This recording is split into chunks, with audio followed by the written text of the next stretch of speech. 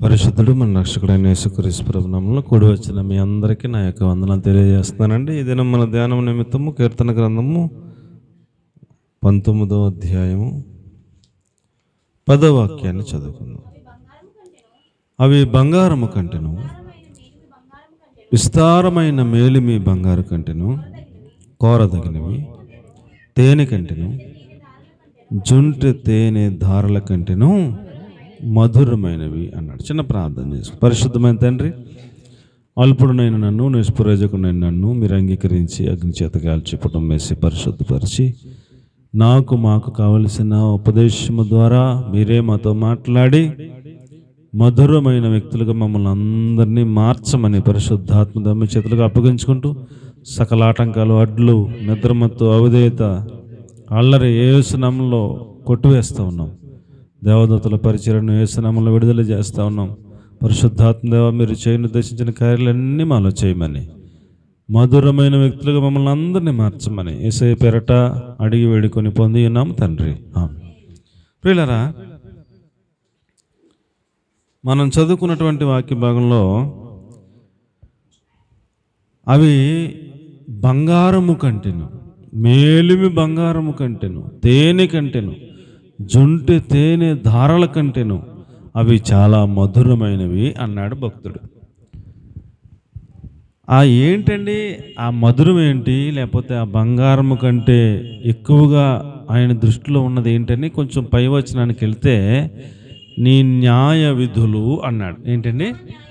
యెహోవా న్యాయ విధులు సత్యమైనవి, అవి కేవలము న్యాయమైనవి అంటూ ఆ న్యాయ విధులు నాకు ఎలాగున్నాయంటే చాలా మధురమైనవిగా ఉన్నాయి, నన్ను ఒక మధురమైన వ్యక్తిగా మార్చాయి అని చెప్తున్నాడు. ఇప్పుడు దావీదు గారి దృష్టిలో ఓ పక్కన విస్తారమైన బంగారం పెట్టి, ఓ పక్కన ఆయన న్యాయ విధులు పెడితే మనందరినీ కేకేసి విస్తారమైన బంగారం, మేలిమి బంగారం ఓ పక్కనెట్టి ఆయన న్యాయ విధులు ఓ పక్కనెడితే మనలో 100కి 99 మంది విస్తారమైన బంగారం పట్టుకెళ్ళిపోతాం కదా. న్యాయ విధుల మీద ఎవరికి అంత దృష్టి వెళ్ళదు. న్యాయ విధులు ఏముందిలే అనుకుంటున్నాం. ఈ బంగారం విలువ పెద్ద లేదు, కానీ ఇది ఇక్కడదే బంగారం, ఇక్కడికన్నా మనం చచ్చిపోతే ఏం పట్టుకెళ్ళాం. విస్తారమైన బంగారము కంటే మధురమైంది ఆయన న్యాయ విధులు, వీటి విలువ తెలుసుకుంటారా బాబు అని చెప్తున్నాడు. ఆయన న్యాయ విధుల యొక్క విలువ తెలుసుకోమని చెప్తున్నాడు. చాలా మధురమైనవి అని చెప్తున్నాడు. అది తిన్నాడు కాబట్టి, అనుభవించాడు కాబట్టి, దాని రుచి ఏంటో తెలుసు కాబట్టి చెబుతున్నాడు. ఇప్పుడు మనం వెళ్ళలేదు హైదరాబాద్ వెళ్ళిన వాళ్ళు అక్కడ ఏదో బిర్యానీ తిన్నారు, ఎక్కడో ఏదో ఒక చోట, అదేదో హోటల్లో, చాలా బాగుందండి అని చెప్పి మళ్ళీ రేపు పొద్దున్న మళ్ళీ వెళ్ళినప్పుడు నన్ను తీసుకెళ్ళారనుకోండి, వాడు తిన్నాడు, తెలుసో రుచి ఏంటో నాకు తెలదు, అసలు ఎప్పుడు తినలేదు, చాలా బాగుంటుందని చెప్తాడు కదా, తినలేనివాడికి చెప్తాడు. అలాగే దావీదు గారు ఆయన న్యాయ విధులు చాలా మధురంగా ఉంటాయి, వాటిని సంపాదించుకోండి చాలని చెప్తున్నాడు మనకి. ఎంత మధురంగా ఉన్నాయి బాబా అని అడిగితే, ఇప్పుడు పలావు లేకపోతే బిర్యానీ ఎంత బాగుందంటే వాళ్ళు చెప్తారు కదా, ఇంకా దాన్ని వర్ణింతారు, తిన్నవాడికి తెలుస్తుంది ఆ టేస్ట్, గోత్రం అంతా. ఇలాగే ఈయన చెప్తున్నాడు, 40 సంవత్సరాల నా యొక్క రాజరికంలో అనేక యుద్ధాల్లో కొన్ని విస్తారమైన బంగారం సంపాదించాను. ఎంత సంపాదించాను? కొన్ని వేల టన్నులు ఏదో రాశాడు అక్కడ, మనకు బుర్రపాడైపోద్ది అవన్నీ లెక్కలెత్తే. అంత విస్తారమైన బంగారం సంపాదించాను. దానికన్నా, జుంటె తేనె ధారల కన్నా ఈ న్యాయ విధులే మధురంగా ఉన్నాయి నాకు అన్నాడు. ఆయన జీవితంలో అవి మధురంగా ఉన్నాయంట. కాబట్టి మనకు కూడా చెప్తున్నాడు, ఆయన న్యాయ విధులు ప్రకారంగా నడుచుకోండి, అవి మీకు కూడా మధురంగా ఉంటాయి, మిమ్మల్ని కూడా మధురమైన వ్యక్తులుగా మారుస్తాయి అని చెప్పాడు.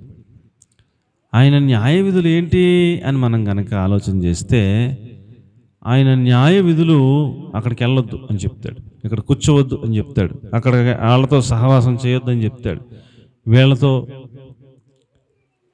ఆ ఏరియాకి వెళ్ళొద్దని చెప్తాడు. ఇలాంటివన్నీ రూల్స్ అండ్ రెగ్యులేషన్ అన్నమాట. వీటిని విధులు, కట్టడలు, ఆజ్ఞలు అన్నారు. అవి లేకపోతే నేను ఎప్పుడో పాడైపోదును, ఎప్పుడో ఎందుకు పనికిరాకుండా తయారైపోదును. నాకు ఇన్ని రూల్స్ పెట్టి నన్ను మధురమైన వ్యక్తిగా మార్చినందుకే స్తోత్రం తండ్రి. నీ న్యాయ విధులు నాకు చాలా మధురంగా ఉన్నాయి అన్నాడు. మీకైనా అర్థమవుతుందంటారా?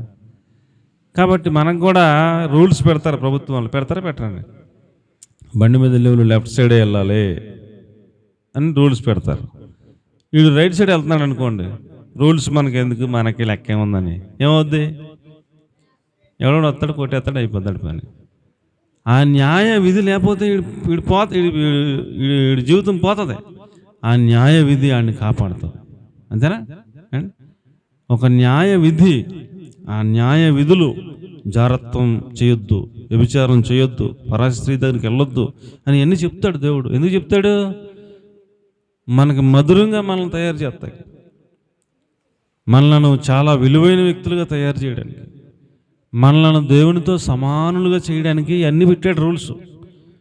ఆ రూల్స్ పెట్టకపోతే ఎప్పుడో పాడైపోతుంది. ఆయన నాకు ఇన్ని విధులు పెట్టి, ఇన్ని కట్టడలు పెట్టి, ఇన్ని ఆజ్ఞలు పెట్టి నన్ను నీలాగా మధురంగా మార్చావు తండ్రి అని ఆయన ఆనందంలో ఉబ్బితబ్బిపోయి నీ న్యాయ విధులు నాకు అంత మధురంగా ఉన్నాయి అన్నాడు. ఎంత మధురం అంటే విస్తారమైన బంగారం కంటే, మేలిమి బంగారం కంటే, తేనె కంటే, జుంటు తేనె దార కంటే ఇదే నాకు మధురం అన్నాడు.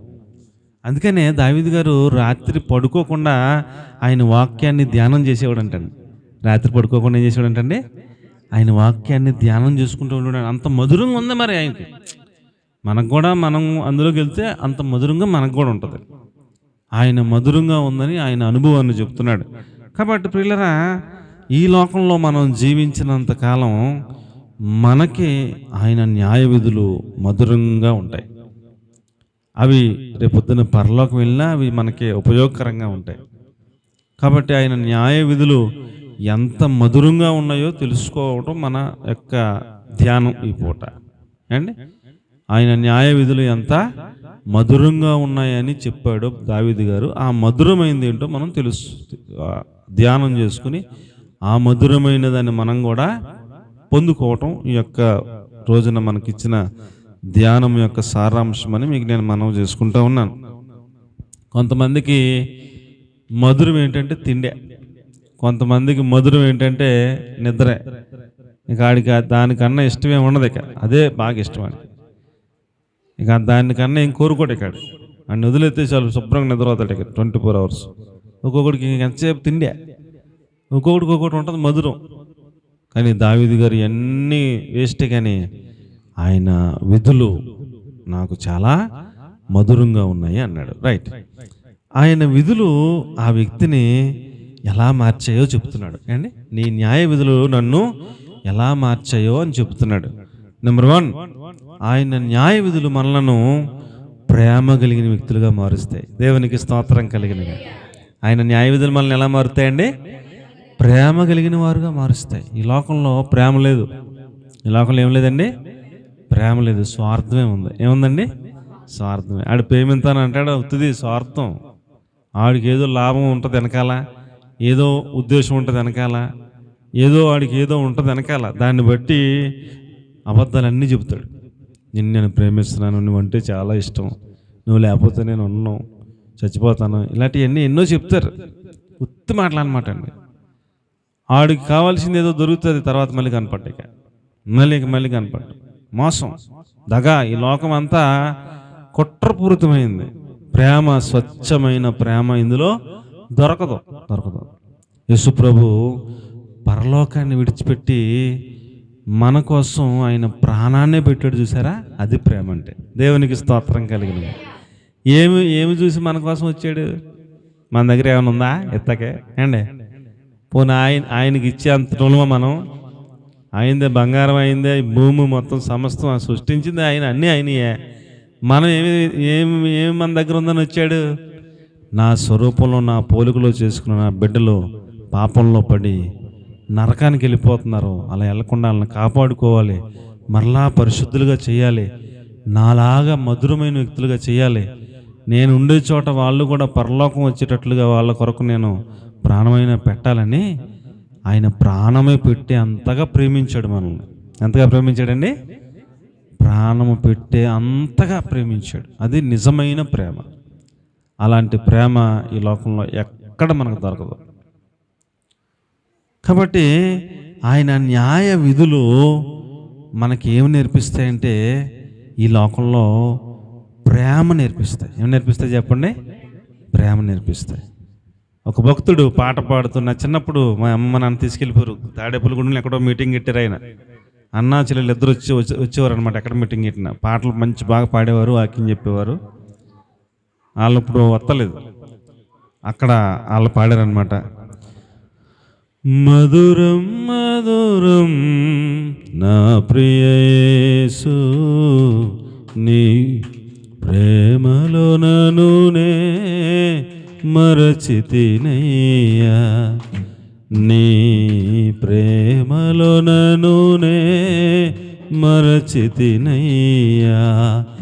ఏమైపోయాడంటండి? ఆయన ప్రేమలో ఈ నేనే మర్చిపోయాడంట. ఈ నేనే ఏమైపోయాడంటండి?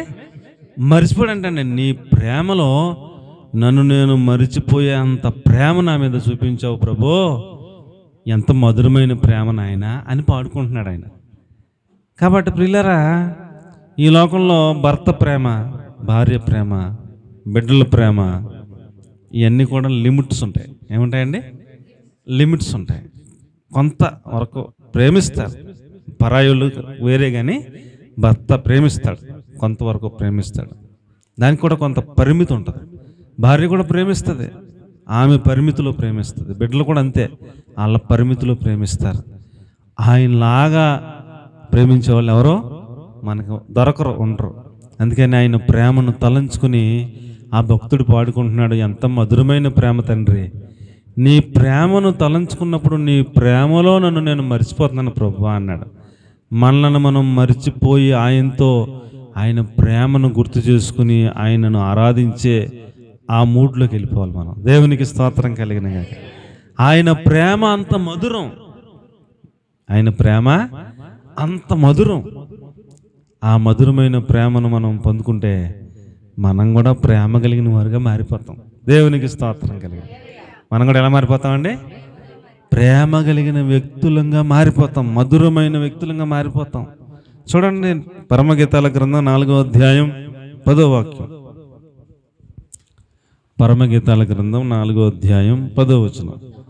సహోదరి ప్రాణేశ్వరి, నీ ప్రేమ ఎంత మధురము, ద్రాక్షారసము కన్నా నీ ప్రేమ ఎంత.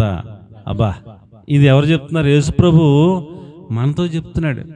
యేసుప్రభు ఎవరితో చెప్తున్నాడండి? సంఘం అనగా మనతో చెప్తున్నాడు. నా ప్రియురాలా, నా ప్రాణేశ్వరి, నా యొక్క సఖి, నా పౌరమ, నిష్కలంకురాలా, పరిశుద్ధురాలా, నీ ప్రేమ ఎంత మధురం అంటున్నాడండి. మనము ఆయన్ని అంత ప్రేమించేవారుగా మనం మారిపోవాలా. అది విషయం ఏంటండి? మనం ఆయన్ని ప్రేమించే ప్రేమ మధురం, ఆయన మనల్ని ప్రేమించిన ప్రేమ అంతకన్నా మధురం. మీకైనా అర్థమవుతుందంటారా? అర్థమైందంటారా? ఆయన మనల్ని ప్రేమించిన ప్రేమ అతి మధురం, మనము ఆయన్ని ప్రేమించిన ప్రేమను ఆయన చెప్తున్నారు మధురము అని చెప్తున్నారు. నా ప్రియురాలా ఏం చెప్పారమ్మా? సహోదరి ప్రాణేశ్వరి, నీ ప్రేమ ఎంత మధురము అంటున్నాడండి. చాలా మంచి, నీ ప్రేమ ఎంత మధురం అంటున్నాడండి. అదే పరమగీతాలు 1వ అధ్యాయం 2వ వచనం చదువమ్మా.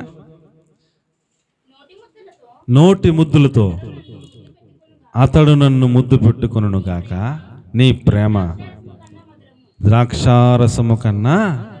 ఇప్పుడు ఎవరు చెప్తున్నారు? సంఘము యేసుప్రభుతో చెప్తుంది. ఏమని? నా ప్రియుడా, నీ ప్రేమ ఎంత మధురము అని చెప్తుంది. కాబట్టి ఇది దేవునికి మనకి మధ్యలో ఉన్న సంబంధం. ఏం సంబంధం అండి? దేవునికి మనకి మధ్యలో ఉన్న సంబంధం. దేవుడు మనలను ప్రేమించి ఆయన ప్రాణాన్ని పెట్టారు. మనము ఆయనను ప్రేమించి ఆయన చేత అనిపించాలి, నీ ప్రేమ ఎంత మధురము బిడ్డ అనిపించాల. మీకేనా అర్థమవుతుందంటారా? భర్త ప్రాణం పెట్టి అంతగా ప్రేమిస్తున్నాడండి. భార్య అసలు ప్రేమించలేదు అనుకోండి, ఏం బాగుంటుందండి అసలు. అలా అలా చూస్తారంటే అర్థమవుతుందా? ఏమన్నా అర్థమవుతలేదా? భర్త ప్రాణం పెట్టి అంతగా ప్రేమిస్తున్నాడు, భార్య ఏమో అసలు ప్రేమించలేదు. మాటకి చిటికి ఇసుక్కుంటుంది, కొసుక్కుంటుంది, చీవాట్లు వేస్తుంది, తేలిగ్గా మాట్లాడుతుంది, చిరాకు పడుతుంటుంది. బాగుంటుంది ఏమన్నా? బాగుంటుందండి? అస్సలు బాగోదు. ఆయనేమో ప్రాణం పెట్టినంతగా ప్రేమించాడు.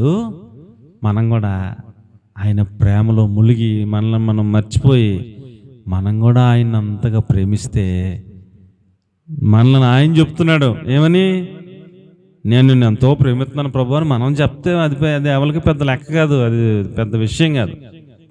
నేను నా భర్తను చాలా ప్రేమిస్తానండి అని నువ్వు అందరికీ చెప్పినా ఎవరు నమ్మరు. ఆయన చెప్పాడు అనుకోండి, నా భార్య నన్ను ఎంతో ప్రేమిస్తుందని చెప్పాడు అనుకోండి, అది వాల్యూ కదా, అది విలువైన స్టేట్మెంట్. అది ఆయన అంటున్నారు, ప్రియురాల సహోదరి ప్రాణేశ్వరి నీ ప్రేమ ఎంత మధురము అంటున్నాడు ఆయన. ఆ స్థాయికి మనం రావాలా, అదే విషయం. అంతగా ప్రభువును ప్రేమించాల. ఆ ప్రభు ప్రేమను మనం అందరం చెప్తాం. నీ ప్రేమ ఎంత మధురం ప్రభు, నా కోసం ప్రాణమే పెట్టావా అని మనం అందరం చెప్తాం. అందులో ఏమి ఆ స్టేట్మెంట్లో ఏమి తేడా ఉండదు. ఆయన నిన్ను గురించి చెప్పాలి, నన్ను గురించి చెప్పాలి. నీ ప్రేమ ఎంత మధురము నా బిడ్డ, నా కుమారి, నా కుమారుడు అని ఆయన చెప్పేలాగా మనం ఆయనను ప్రేమించాలని ప్రభు పేరట మీకు నేను మనవి చేసుకుంటూ ఉన్నాను. ఏమండి, పరమగీతాలు 4వ అధ్యాయం 10వ వచనం చదివాం కదా. ప్రకటన 1:6 తన రక్తము వలన మనలను పాపముల నుంచి విడిపించిన ప్రేమ ఆ ప్రేమ. ఏం ప్రేమ అండి అది? ప్రకటన 1:6 మనలను ప్రేమించుచు తన రక్తము వలన మన పాపముల నుండి మనలను విడిపించిన వానికి మహిమ ప్రభావం యోగ యుగములో కలుగునుగాక అని చెప్తున్నారండి. మనలను మన పాపముల్లో నుండి విడిపించటం కోసం ఆయన తన రక్తమును ఇచ్చి మనలను పవిత్రపరిచాడు, పరిశుద్ధపరిచాడు, మనలను విమోచించాడు, పాపములో నుంచి బయటకు తీసుకొచ్చాడు, పాపానికి శిక్ష, మరణం, నరకం తప్పించాడు. ఆ ప్రేమ ఎంత మధురమైన ప్రేమ అని చెప్తున్నాడు.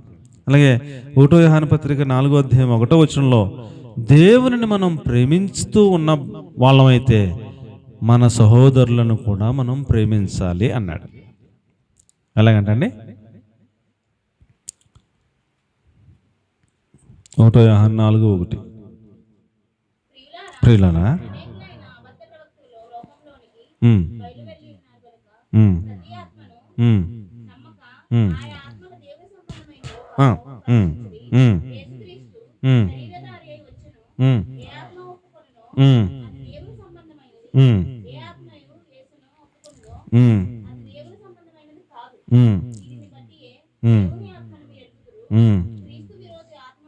చాలు చాలు, అది ఎక్కడుందో నేను పొరపాటు రాసుకుంటున్నాను. దేవునిని మనం ప్రేమిస్తున్నాము అని అంటే మన సహోదరులను కూడా ప్రేమిస్తేనే దేవుని ప్రేమిస్తున్నాము అని అర్థం అని చెప్పాడు అక్కడ. అంటే నేను నా పక్కనే ఉన్న నా చెల్లిని ప్రేమించను కానీ దేవుణ్ణి చాలా ప్రేమిస్తానంటే ఎవడు నమ్ముతాడు? పక్కనే ఉన్న చెల్లి, సొంత చెల్లినే ప్రేమించాం కదా, దేవుణ్ణి మాత్రం నేను చాలా ప్రేమిస్తానంటే అబద్ధం. నీవు దేవుణ్ణి ప్రేమించే వ్యక్తి అయితే నీ చెల్లిని కూడా ప్రేమించాలి, నీ ఇరుగు పొరుగు వారిని కూడా ప్రేమించాలి, అందరినీ ప్రేమించాలి. సాధ్యమైనంత మట్టుకు అందరితో సమాధానంగా ఉండటానికి ప్రయత్నం చేయాలి. ఎవరి మీద కోపము, కక్ష ఇవన్నీ పెట్టుకోకుండా జాగ్రత్త పడాలి. మనం అందరినీ ప్రేమించే వాళ్ళంగా ఉండాలంటూ ఆయన చెప్తా ఉన్నాడు. కాబట్టి ప్రియులారా, పరలోక రాజ్యం రేపు పొద్దున వెళ్ళాక కుడివైపున ఉంటామంట. కొంతమంది ఎడమవైపున ఉంటారంట. మనం కుడివైపున ఉన్నాం. కుడివైపున ఉన్న వారితో యేసుప్రభు అంటారు, భూమి పుట్టింది మొదలుకొని మీ కొరకు సిద్ధపరచబడిన పరలోక రాజ్యంను స్వతంత్రించుకోండి, ఆశీర్వదించబడిన వారులారా అంటూ ఆయన అంటాడు. నాకు ఆకలి వేస్తే మీరు అందరూ అన్నం పెట్టారు, నాకు వస్త్రాలు లేకపోతే మీరు నాకు బట్టలు పెట్టారు, నేను చెరసాల్లో ఉంటే నన్ను సొత్తకొచ్చారు, నేను హాస్పిటల్లో హాస్పిటల్లో ఉంటే నన్ను హాస్పిటల్కి వచ్చి నన్ను పలకరించి నా కోసం ప్రార్థన చేశారు. మీరు ఎంత ప్రేమ నా మీద చూపించారు కాబట్టి మీకోసం పరలోక రాజ్యం సిద్ధంగా ఉంది అలా అన్నాడు. వీళ్ళందరూ అన్నారు, ప్రభువా నీకెప్పుడు అన్నం పెట్టాం, నీకెప్పుడు వస్త్రాలు ఇచ్చాం, నువ్వెప్పుడు చెరసాల్లో ఉంటే సొత్తకొచ్చాం, నువ్వెప్పుడు అనారోగ్యంగా హాస్పిటల్లో జాయిన్ అయ్యావు, మేము ఎప్పుడు వచ్చి ప్రార్థన చేసాం అని అంటే ఆయన అన్నాడు, మిక్కిలి అల్పులైన ఈ నా సహోదరులలో ఒకరికి మీరు అలాగ చేశారు, నాకు చేసినట్టే అన్నాడు. ఒకరికి అలాగ చేస్తే నాకు చేసినట్టు అంటే వాళ్ళని మీరు ప్రేమింతే నన్ను ప్రేమించినట్టే అని చెప్తున్నాడు. పరలోక రాజ్యం వెళ్ళాక అక్కడ మనకు అర్థమయ్యేలా చెప్తున్నాడు. కాబట్టి దేవునిని ప్రేమిస్తున్నాము అంటే అర్థం ఏంటి? మన చర్చిలో ఎవరికైనా హాస్పిటల్ ఉంటే గబగబా వెళ్ళి హాస్పిటల్కి వెళ్ళి పలకరించి ప్రార్థన చేస్తే దేవుణ్ణి ప్రార్థన చేసినట్టేనంట. ఎవరికైనా బాగోలేదని తెలిసి వాళ్ళకి పట్టుకెళ్ళి కొంచెం అన్నం పెడితే ఆయనకి ఇచ్చినట్టేనంట. వాళ్ళకి వస్త్రం లేదని మనం గమనించి ఏదైనా ఒక వస్త్రం పట్టుకెళ్ళి ఇస్తే ఆయనకే ఇచ్చినట్టంట వస్త్రం. అలా చెప్తున్నాడు ఆయన. కాబట్టి మనం దేవుణ్ణి ప్రేమించే వాళ్ళం అయితే మనం మన సహోదరులను కూడా ఏం చేస్తాం? ప్రేమిస్తాము. మనకున్నదే మనం వండుకున్న కూర కాస్త వేస్తాం, మనకు 4 చీరలను ఒకటి ఇస్తాం, మనకున్నదే ఏమండి ఏదో రకంగా వెళ్ళి ఆ జైల్లో ఉన్నప్పుడు వెళ్ళి వాళ్ళని పలకరించి పరామర్శించి ప్రార్థించి దేవుడు విడిపిస్తాడమ్మా ధైర్యం చెప్పి వస్తాం. హాస్పిటల్కి వెళ్ళి ప్రార్థన చేసి దేవుడు స్వస్థపడతాడమ్మా మీకోసం నిత్యం ప్రార్థన చేస్తాం, వాళ్ళ కోసం ప్రార్థన చేస్తూ ఉంటాం. ఆ ప్రేమ వాళ్ళ కోసం మనం ఉపవాసం ఉండేలా చేస్తుంది. చేద్దా సంఘంలో పలానాళ్ళకి బాగలేదని అంటే మనం ఉపవాసం ఉంటాం, వాళ్ళ కోసం ప్రార్థన చేస్తుంటాం. ప్రభువా మా సహోదరిని విడిపించి ప్రభువా, స్వస్థపరచు ప్రభువా అని మనం అందరం మోకాళ్ళు వేస్తాం. అవునా కదా? ఇదంతా ఏంటి? ప్రేమ. ఇదంతా ఏంటండి? ప్రేమ. అలాంటి ప్రేమ కలిగిన వారుగా మనల్ని మార్చేవి ఆయన వాక్యంలో ఉన్న ఆయన కట్టడలు, విధులు. దేవునికి స్తోత్రం కలిగినవి. ఆ విధులు, ఆ కట్టడలు, ఆ ఆజ్ఞలు నన్ను ప్రేమ కలిగిన వాడుగా మార్చేసినాయి, మధురమైన వ్యక్తిగా మార్చేసినాయి. ఇప్పుడు ఒక వ్యక్తి ఉన్నాడండి, యేసుప్రభుని ప్రేమిస్తున్నాడు, చుట్టుపక్కల అందరిని ప్రేమిస్తున్నాడు. ఇంకో వ్యక్తి ఉన్నాడండి, వాడు యేసుప్రభుని ప్రేమించడం, చుట్టుపక్కల ఎవరిని ప్రేమించడం. ఎవడు మధురమైనడు చెప్పండి? ఎవరు మధురం? ఆ చుట్టుపక్కల వాళ్ళందరినీ అడిగితే మనం వెళ్ళి ఎవరు మధురం అని చెప్తారు, ఎవరు మంచోళ్ళని చెప్తారు అండి? అర్థమైపోద్ది కదా. దేవుని ప్రేమ ఉన్నవాడు, దేవుని ప్రేమ లేనివాడు. ఎవడు బెటర్ అయ్యా, ఎవరు బెస్ట్ అయ్యా అంటే దేవుని ప్రేమ ఉన్నవాడిని బెస్ట్ అని చెప్తారు. ఇక ఆడికి మించిన వాళ్ళు లేడండి, ఈ కన్నించా కాడికి మొత్తం మా వార్డు అంతా అలాంటి పిల్లలు లేడండి అని చెప్తారు. దేవుని ప్రేమ కలిగిన వాడిని కదా. ఎవరిని చూసినా, ఇంట్లో చూసినా అందరూ కూడా ఏదో అలవాటు ఉంటుంది. మంచోళ్ళు ఎవరు లేరు, మొత్తం పత్తి కొంపలో ఉన్నారు, ఆయన ఒక్కడే మంచి పిల్లోడు. అలాంటి పిల్లోడు మొత్తం ఒక్కడున్న చాలు, కుటుంబానికి 10 మంది అక్కర్లేదు, మంచి పిల్లోడు, మంచి అమ్మాయి అని అందరూ చెప్తారు. చెప్పరా? ఆ సాక్ష్యం చాలా విలువైనది. అలాంటి మధురమైన వ్యక్తిగా మనల్ని మార్చేది ఏంటి? ఆయన విధులు. ఏంటండి? ఆయన కట్టడలు, ఆయన విధులు మనల్ని అలాంటి మధురమైన వ్యక్తులుగా, ప్రేమ కలిగిన వ్యక్తులుగా మనల్ని మార్చేస్తాయి.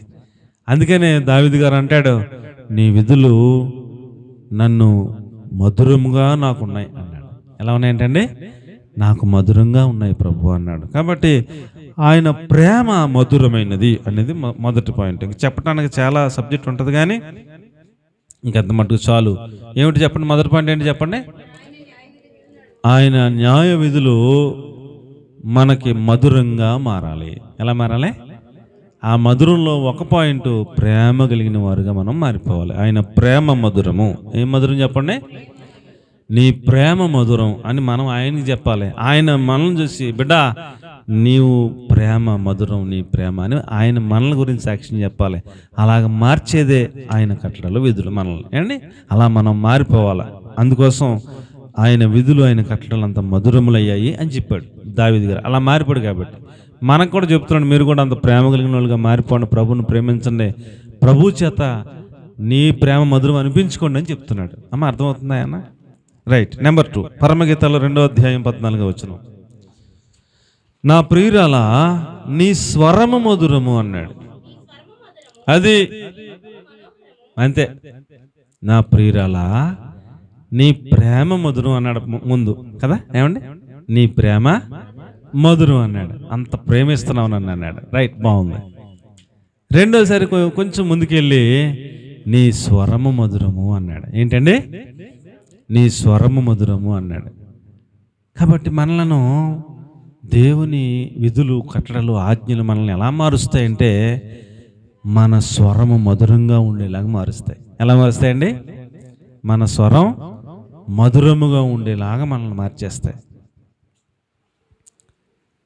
ఇప్పుడు భార్య పిలిచింది అనుకోండి, భర్త బెడ్రూమ్లో ఉన్నాడు, భార్య వంటగదిలో ఎక్కడి నుంచో పిలిచింది అనుకోండి, ఆ స్వరం కటువుగా ఉంటే అటేపు నుంచి సమాధానం కూడా అలాగే వస్తుంది, మధురంగా ఉంటే అటేపు సమాధానం కూడా ఇంచుమించుగా అలాగే వస్తుంది.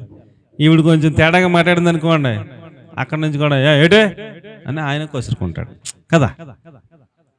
ఈవిడ ఎక్కడి నుంచి పిలిచినా, బెడ్రూమ్ నుంచి పిలిచినా, వంటగది నుంచి పిలిచినా, హాల్లో నుంచి పిలిచినా, బయట నుంచి పిలిచినా, స్వరం అలా వినబడగానే మధురంగా అనిపించింది అనుకోండి, ప్రియుడికి ఏమంటాడా, నీ స్వరము ఎంత మధురము అనేలాగా మనం మారిపోవాలా. అది విషయం. నీ స్వరము ఎంత మధురము అనేలాగా మనం మారిపోవాలా. అలా మనల్ని మారుస్తాయి ఆయన కట్టడలు, విధులు, ఆయన వాక్యం అలా మనల్ని మారుస్తుంది. కాబట్టి ప్రియులరా, చాలా కాలం నుంచి మరి ప్రార్థనకు వస్తున్నామండి అని అంటే కాదు, కానీ ఆయనను ప్రేమించే వ్యక్తిగా మారావా? ఆయన చేత నీ ప్రేమ ఎంత మధురము నా బిడ్డ అనిపించుకునే అంత ప్రేమ కలిగిన వ్యక్తి అయ్యావా? అలా మారుస్తాయి ఆయన వాక్యాలు, ఆయన విధులు, ఆయన కట్టడలు ప్రతి మనిషిని కూడా. నీవు ఎక్కడి దాకా వచ్చావు అనేది మనం ప్రశ్నించుకోవాలి మొదటి పాయింట్లో. రెండో పాయింట్లో అంటాడు, నీ స్వరము కూడా చాలా మధురం అన్నాడు. ఏంటండి? నీ స్వరము కూడా చాలా మధురము, నీ స్వరము మధురము నా ప్రియురాలా అంటూ మాట్లాడుతున్నాడు. కాబట్టి ప్రియులరా, మన స్వరం మధురంగా మారిపోవాలి. దేవునికి స్తోత్రం కలుగును గాక. నీ స్వరము మధురము అన్నాడు. కాబట్టి మన హృదయం నుంచి వచ్చే ప్రతి మాట, మన స్వరం ఇతరులకు ఎలా వినపడాలా? మధురంగా వినపడాలి. చాలామంది కఠినంగా మాట్లాడతారు. ఎలా మాట్లాడతారండి? కఠినంగా మాట్లాడతారు. కొంతమంది మాటలు కత్తిపోటులాగా ఉంటాయంట. ఎలా ఉంటాయంట? కత్తిపోటులాగా ఉంటాయంట. కొంతమంది మాటలు విసిగించేలాగా ఉంటాయి. కొంతమంది మాటలు చిరాకు కలిగించేవిగా ఉంటాయి. కొంతమంది మాటలు హృదయంలో బాధ కలిగించేలాగా ఉంటాయి. కొంతమంది మాటలు ఇక వద్దు, ఈ జీవితం ఆత్మహత్య చేసుకుందాం అనిపిస్తుందా? అలా మాట్లాడతారు. అలా ఎంత మాట అన్నారు, నన్ను ఇంకెందుకు బతకాలేను అనిపిస్తుంది ఎదులోడికి. అలా మాట్లాడతారనమాట. మనం ఈ లోకస్తుల వల్లే అలా మాట్లాడకుండా, మనం నోరు తెరిస్తే, మాట వస్తే, ఒకేలా మాట్లాడితే, మన స్వరం దేవునిని మనం ఆరాధిస్తున్నప్పుడు, దేవుని మనం స్తుతిస్తున్నప్పుడు, ఆయన్ని పాడుతున్నప్పుడు మన స్వరం ఎలా ఉండాలంట? మధురంగా. నీ స్వరము ఎంత మధురము నా ప్రియురాలా అనేలాగా మన స్వరాన్ని మనం ట్యూన్ చేసుకోవాలి. స్వరం పాటలు పాడే వాళ్ళకి బాగా అర్థమవుతుంది. స్వరం చాలా ప్రాముఖ్యం, అవును కదా? ఆ రాగంలో పాడాలి, ఆ తాళంలో పాడాలి, ఆ ఎక్కడ ఎత్తాలి, ఎక్కడ దించాలి, ఇవన్నీ తెలియాలి. అప్పుడు వినేవాళ్ళకి అబ్బా ఎంత బాగా పాడింది పిల్ల అంటారనరా. ఎలా పడతల పాడేవాడిని ఏమంటారా, తొందరగా ఆమెనంటారు బాబు ఎందుకురా అన్నట్టుగా చూస్తారు. బాగా అంత శృతి లయ కరెక్ట్గా ఉండి అద్భుతంగా పాడిన పిల్లని అలాగా ఆ పిల్ల ముగించగానే అందరూ చెప్పకుండా, ఎవరో చెప్పకుండానే అందరూ చప్పట్లు కొట్టేస్తారు. అంటే అంత లోపల నుంచి అంత ఎక్సలెంట్ అనిపిస్తుంది వాళ్ళకి అలాగా పాట పాడేసరికి. కాబట్టి నీ స్వరము ఎంత మధురము అనేలాగా మన స్వరం మార్చుకోవాలి. మన స్వరం అంతా మార్పు రావాలి. ఆయన వాక్యం మనలో అంత మార్పును తీసుకురావాలి అని చెప్తున్నాడు. కాబట్టి ప్రియులరా, దేవుని ఎరగక ముందు మన స్వరం కఠినంగా ఉందేమో, దేవుని ఎరగక ముందు మన స్వరం బాధపరిచేదిలా ఉందేమో, దేవుని ఎరగక ముందు మన స్వరం ఏమో ఎలా ఉందో, కానీ దేవుని ఎరిగిన తర్వాత మన స్వరం ఎలా మారిపోవాలి? Sweet voice. ఇంగ్లీష్లో రాశాడు స్వీట్ వాయిస్. ఇక ఆ మాట వినగానే ఎక్కడి నుంచి వచ్చిందిరా అని ఇంట్లోంచి బయటకు వచ్చేయాలన్నమాట. ఎవరు పిలిచారా అని వచ్చేయాలి. ఇంకా అలాగ ఉండాలి స్వరం. ఆ స్వరంలోనే భయం వస్తుంది కదా. అవతలోడు మాట్లాడిన స్వరాన్ని బట్టి భయం వస్తుంది, రకరకాల ఫీలింగ్ కలుగుతుంది మనకి. మనం మాట్లాడినప్పుడు, మన స్వరాన్ని ఇతరులు విన్నప్పుడు అది ఎలా ఉండాలంట? మధురంగా ఉండాలి. మధురంగా ఉండాలి. నీ స్వరం నీ దేవునికి మధురంగా ఉందా? నీ స్వరం ఇతరులకి మధురంగా ఉండేలాగా నువ్వు ప్రవర్తిస్తున్నావా? నీ నడవడికి అంత మధురంగా ఉందా? నువ్వు మాట్లాడుతున్నప్పుడు నీ స్వరం కోసమే నీకు ఫోన్ చేస్తాడా నీ భర్త? నీ మాట రోజుకోసారి వినాలమ్మా అన్నట్టుగా అంత మధురంగా ఉంటుందా? ఎలాగ మనం మారాము అనేది చాలా ప్రశ్న. కాబట్టి నీ కట్టడలు, నీ విధులు నన్ను మధురమైన ప్రేమ కలిగిన వాడిగా మార్చాయి మొదటగా. రెండవది, మధురమైన స్వరం కలిగిన వారిగా నేను మారాను అనే సాక్ష్యం మనకు కావాలి.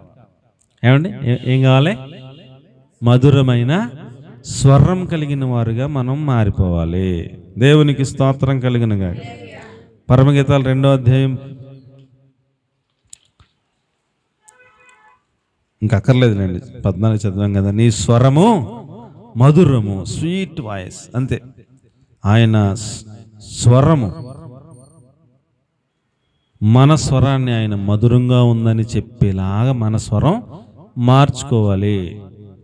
ఇప్పుడు వరకు ఒకవేళ కఠినంగా ఉందేమో, ఎదరోళ్ళని బాధ పెట్టేలాగా ఉందేమో, స్వరం ఎలా ఉందో మనం గమనించుకుని మన స్వరమును మధురంగా మార్చుకుందాం. దేవునికి స్తోత్రం చెప్పండి. హల్లెలూయా. 3వ మాట మనం చూసినప్పుడు సామెతల గ్రంథం 27వ అధ్యాయం 9వ వాక్యం. సామెతల గ్రంథం 27వ అధ్యాయం, తైలమును అత్తరును హృదయమును సంతోషపరుచినట్లు చెలికాని హృదయములో నుండి వచ్చు మధురమైన మాటలు హృదయమును సంతోషపరుస్తూ ఉంటాయి అన్నాడు. కాబట్టి ప్రియులరా, హృదయాన్ని సంతోషపరిచేటువంటి మాటలే మనం మాట్లాడాలి. మొదటగా మన స్వరం దేవునికి మధురంగా ఉండాలి. తర్వాత పాయింట్లో మన మాటలు ఇతరులకు సంతోషాన్ని కలిగించాలి. అండి, మీకేమైనా అర్థమవుతుందంటారా? మన స్వరము దేవుడు ఏమని చెప్పాలి? నీ స్వరము ఎంత మధురము అనిపించేలాగా మనం దేవుని దగ్గర నుంచి సాక్ష్యాన్ని పొందాలి. తర్వాత పాయింట్లో మన నోట్లోంచి వచ్చే ప్రతి మాట ఎదుటివాడి హృదయానికి ఏం కలిగించాలి? సంతోషాన్ని కలిగించేలాగా ఉండాలి. అది మనం నేర్చుకోబోయే ఒక్కో స్టెప్ ఎక్కాలన్నమాట. మనం మొదటగా మొట్టమొదటి మెట్టు ఏంటండి? ప్రేమ ఎంత మధురము అనిపించుకోని సాక్ష్యాన్ని సంపాదించాలి. మొట్టమొదట ప్రేమ. ఏమండి, రెండో మెట్టు, ఇంకో మెట్టు ఎక్కితే నీ స్వరము ఎంత మధురంగా ఉంది అనిపించుకునేలాగా మనం సాక్ష్యం సంపాదించాలి. రెండవది దేవునితో సంపాదించుకోవాలి ఆ సాక్ష్యాన్ని. మూడవది, మన హృదయం లోపల నుంచి వచ్చే ప్రతి మాట, మన ఎదురుగా భర్తే ఉండొచ్చు, బిడ్డలే ఉండొచ్చు, మన ఎదురుగా భార్య ఉండొచ్చు, మన ఎదురుగా ఇంటి ముందోళ్ళు పక్కోళ్ళు ఉండొచ్చు, ఎవరో ఒకళ్ళు ఉండొచ్చు, మన హృదయంలోంచి వచ్చే ప్రతి మాట అవతల వ్యక్తి ఎవరైనా వాళ్ళ హృదయానికి ఎలాగ ఉండాలి? సంతోషాన్ని కలిగించే మాటగా ఉండాలి. దేవునికి స్తోత్రం కలిగినగా. అలా మనల్ని మార్చగలిగిన శక్తి కలిగింది ఈ బైబిల్ గ్రంథం. ఆయన విధులు అంత మనలను మార్చగలిగిన శక్తి కలిగినవని నేను మీకు మనవి చేసుకుంటా ఉన్నాను. కాబట్టి మన గురించిన సాక్ష్యం ఎలా ఉండాలి? నీ ప్రేమ ఎంత మధురము అనేలాగా ఉండాలి. నీ స్వరము ఎంత మధురము అనేలాగా మన స్వరం మారాలి. మూడవది, నీ మాట ఎదుటివాని హృదయాన్ని సంతోషపెట్టే అంత మధురంగా ఉందయ్యా అనే సాక్షి మనం సంపాదించుకోవాలి. కాబట్టి ఇది సాధన చేయాలి. ఏదో ఒక రోజులో వచ్చేది కాదు, మనం సాధన చేయాలి. దేవుడి చేత నీ ప్రేమ ఎంత మధురం అనిపించుకోవాలంటే ఆయన సన్నిధిలో ప్రార్థనలో ఎక్కువ అనుభవంలోకి వచ్చాక ఆ మాట వస్తుంది, ఉత్తనే రాదు. ఈ స్థాయికి మనల్ని నడిపించగలిగింది ఆయన గ్రంథం. ఆయన ఇచ్చిన విధులు, కట్టడలు మనలను ఆ స్థాయికి మనల్ని తయారు చేయగలిగిన శక్తి కలిగినవి అని దావీదు గారు ఆ రేంజ్కి వచ్చి చెప్తున్నాడు. నీ విధులు ఎంత మధురము నాయనా, నన్ను ఎలా మార్చేసి నీ ప్రభువా అని చెప్తున్నాడు. ఆ స్థాయికి వచ్చి మనం కూడా ఆ స్థాయికి మనం రావాలని మనకు నేర్పిస్తూ ఉన్నాడు. కాబట్టి ప్రియులరా, మన మాటలు ఎదుటివాని హృదయాన్ని ఏం చేయాలి? సంతోషపరచాలి. అదే సామెతలు 16:24 ఇంపైన మాటలు అంటాడు. ఏం మాటలు అంటే? ఇంపైన మాటలు. అది అబ్బా అది ప్రాణమునకు ఎముకలకు ఆరోగ్యాన్ని ఇచ్చేస్తాయంట, ప్రాణమునకు మధురంగా ఉంటాయంట. అలాంటి మాటలు మన నోట్లోంచి రావాలి. దేవునికి స్తోత్రం కలిగినగా. కాబట్టి దేవుని వాక్యం ఏం చెప్పుద్దంటే వినుటకు వేగిరిపడు అంట. అంటే ఎవరైనా ఏమైనా చెప్తుంటే మనం వినాలి. వేగిరిపడి అంటే మనం శ్రద్ధగా వాళ్ళ మాట వినాలి. అది ఉపయోగపడే మాటలైతే శ్రద్ధగా వినండి. ఆ పిల్ల కూడా తెలిసా అందనుకోండి, పక్కన ఉన్నవాడి వద్దులేమ్మా నాకు పని ఉందమ్మా మళ్ళీ వస్తారని వెళ్ళిపోండి. ఏది వింటాకి వేగిరిపడాలి? ఎవరు కూడా ఉన్నా చెప్తుంటే అలాగక్క ఇలా అని ఇంకా చెవుల దగ్గరికి పెట్టేసి అందుకో వాటి గురించి కాదు వేగిరిపడతాం. ఏదైనా దైవ సంబంధమైన మాటలు, మనకు ఉపయోగపడే మాటలు ఏమైనా ఉంటే వినుటకు వేగిరిపడండి. ఎవరు చెప్పినా వినండి, శ్రద్ధగా వినండి. ఇది మనకు ఉపయోగపడద్దా, మంచి చెప్తున్నాడా చెడ్డ చెప్తున్నాడా గమనించండి. తేడా అనిపిస్తే వెంటనే కొంచెం పని ఉందండి అన్నీ గారు వస్తామని వెళ్ళిపోండి, పర్లేదు. వినుటకు వేగిరిపడేవాడును, కోపించుటకు నిదానించువాడును, మాట్లాడుటకు నిదానించేవాడుగా మీరు ఉండాలి అన్నాడు. అంటే ఎవరైనా ఏదైనా చెప్పినప్పుడు పూర్తిగా వినండి. మధ్యలో ఒక మొక్క చెప్పగానే తయారైపోతారు చాలామంది. మాకు తెలిసినట్టు తయారైపోతారు. ఆడు ఏం చెప్తుండే మొత్తం ఏడో ఈడేదో చెప్తుంటే సుతమత లేకుండా మాట్లాడుతుంటారు. అది తింగరతనంగా ఉంటుంది అనమాట. అవతోడు ఏదో చెప్తుంటే పూర్తిగా విను, చక్కగా విన్నాక దాని అంతటిని గ్రహించుకుని అర్థం చేసుకుని ఒక్క మాట చెప్పి నోర్మించాయి అంతే, ఎక్కువ మాట్లాడక్కర్లేదు, ఒక్క మాట. కాబట్టి వినుటకి ఎలా ఉండాలంటే వేగిరిపడాలంట. కోపగించడానికే గబగబా కోపం పడిపోకూడదు. వాడు కోపం కలిగించేలాగా మాట్లాడతాడని తెలుసు మనకి. మనం కోపం పడకుండా ఎలా ఉండాలంటే నిదానంగా ఉండు. అంతా అయిపోయాక ఒక్క మాట చెప్పు, నిదానంగా చెప్పు అన్నాడు. ఎలా చెప్పన్నాడు? ఆడు కోపం వచ్చేలాగా అన్ని మాటలు చెప్పాడా? నువ్వు నిదానంగా ఒక మాట చెప్తాడు, చెట్టు పగిలిపోద్ది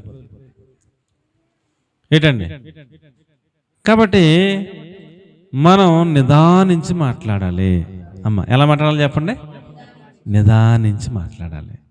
కోపగించడానికి కూడా మనలో ఏముండాలి? నిదానం ఉండాలి. కోపం వచ్చేస్తుందో పక్క నుంచి, కానీ ఏం చేసుకోవాలి? దాన్ని కోపాన్ని తగ్గించుకోవాలి, అణుచుకోవాలి, తమాయించుకోవాలి, నిదానించుకోవాలి.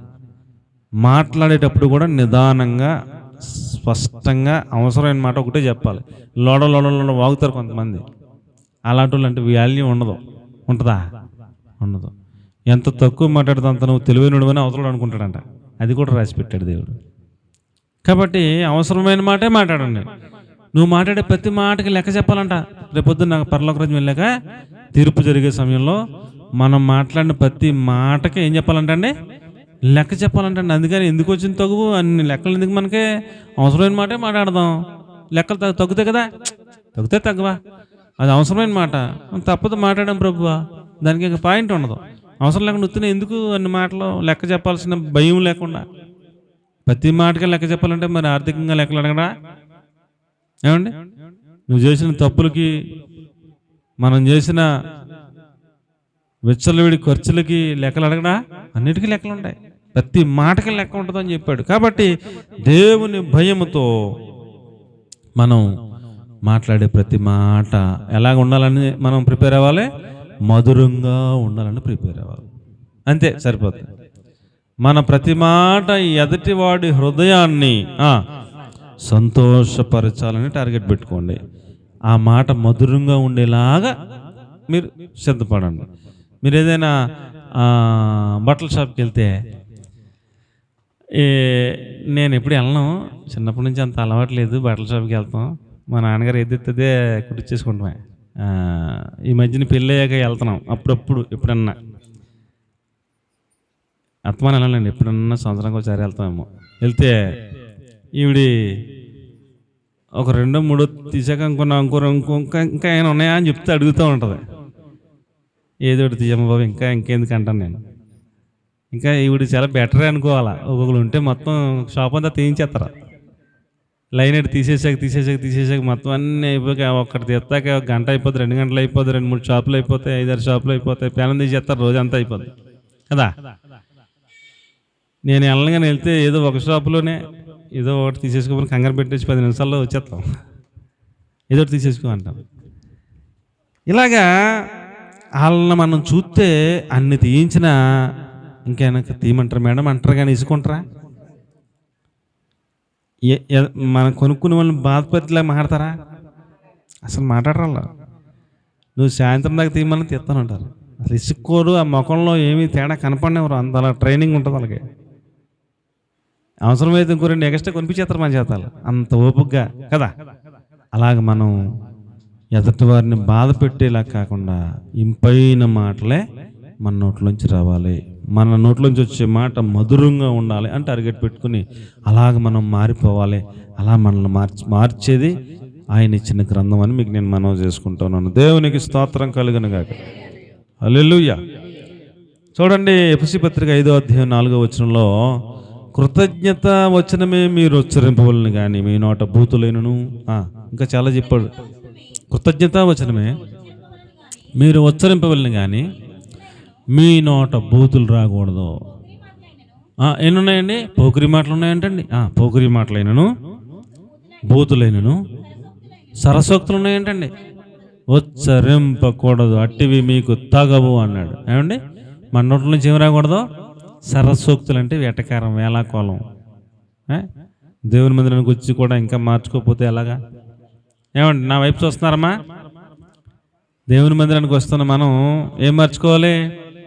వెటకారపు మాటలు మార్చుకోవాలి, వ్యంగ్యం మాటలు మార్చుకోవాలి. ఏమండి, ఎదటి వారిని సూటుపోటు మాటలు మార్చుకోవాలి, వంకర మాటలు మార్చుకోవాలి, కత్తిపోటు వంటి మాటలు మార్చుకోవాలి. మనం దారంటే వెళ్ళిపోతుంటామా? సరిగ్గా మనం అక్కడికి వచ్చేటట్టుకే కుక్క మీద ఏదో వంకెట్టి మనల్ని తిట్టేస్తారు, కోడి మీద వంకెట్టి తిట్టేస్తారు. అవునా కదా అండి? అక్కడ చిన్న పిల్ల ఎవరో ఉంటారు, ఆయన తిట్టేస్తారు. అవి ఆని కాదు, కానీ సరిగ్గా మనం అక్కడికి వెళ్తాం, మనకే అవన్నీ ఆడిని చిన్నపిల్లని భయంకరంగా మాట్లాడేస్తారు. మనం దాటేశాక అంతంత ఘాటు పదాలు, రాయిలాంటి పదాలు ఆ బిడ్డ మీద అవసరమా అనిపిస్తుంది మనకి. ఆడిని కాదు, ఎందుకు అన్న మాటలే ఎవరినే మనల్నే భయంకరంగా మాట్లాడేస్తుంటారు. అలాంటి మనుషులంగా ఒకవేళ మనం పూర్వం ఒకవేళ ఉన్నా, ఇప్పుడు మాత్రం ఎలా మారిపోవాలండి? ఎన్ని తీసేయాలి, పక్క తీసేయాలి. మన నోట వచ్చే మాట ఎలా మారిపోవాలి? చెప్పండి అమ్మా, ఎలా మారిపోవాలి? మధురమైన మాటగా మారిపోవాలి. ఎదుటి వారిని హృదయాన్ని సంతోషపెట్టే మాటగా మారిపోవాలి. కృతజ్ఞత వచ్చినమే నోట్లోంచి రాలేక ఏది రాకూడదు. చాలాసార్లు నేను చెప్తుంటాను, భర్త తాగుతాడు, ఇంటికి వస్తాడు, తాగకపోతే చాలా మంచోడు, అస్సలు ఏమండ భార్యని, చాలా బాగుంటాడు ఇంట్లో. తాగితే మాత్రం వస్తాడు, ఇంటికి వస్తాడు, ఇసుక తెప్పించేస్తాడు, చిరాకు తెప్పించేస్తాడు, కోపం తెప్పించేస్తాడు. ఆ భార్యకి ప్యానం ఇసుకొచ్చేస్తాడు అనమాట తాగితే. ఇక ఆ తాగినప్పుడే అన్నీ బయటకు వచ్చేస్తాయి. ఈవిడ్ని ఆయన తిట్టేస్తాడా, ఆయన్నేమో ఈవిడ తిట్టేస్తుంది. ఒరే, నువ్వు ఎప్పుడు చచ్చిపోతావురా, నిన్ను ఎప్పుడు లారీ గుద్దేస్తుందిరా, నువ్వు అలాగైపోతారు. ఇక అన్నీ వచ్చేస్తాయి ఈవిడికి నోట్లోంచి. అలాగే ఈవిడ్ని ఇసుకిచ్చేస్తాడనమాట ఆయన. ఎంత అనకూడదు అనుకుంటుంది, కానీ ఈవిడ నోట్లోంచి అవన్నీ వచ్చేసిలాగా ఈవిడ్ని హింస పెట్టేస్తాడు, కొట్టేస్తాడు, తిట్టేస్తాడు. తాగపోతే ఆయన అంత మంచోడు ఉన్నాడు, చాలా బాగుంటాడు. కాబట్టి దేవుని మందిరానికి వస్తున్న మనం మరి భర్త తప్పదు, అలాంటి మాటలు ఆడకూడదు. అవసరమైతే గంట ఎక్కువ ప్రభు మద్యపానం మీదకి దృష్టి పోకుండా కాపాడు ప్రభు అని ప్రార్థన చేసుకుంటాం. గంట మించి ఏం చేయలేం. మనం ఎంత ఇసుకించేసిన పిల్లలను, రే నువ్వు అడుక్కుంటావు అనకూడదు. శాపనార్థాలు పెట్టకూడదు. పెట్టచ్చా? శాపనార్థాలు పెట్టచ్చా?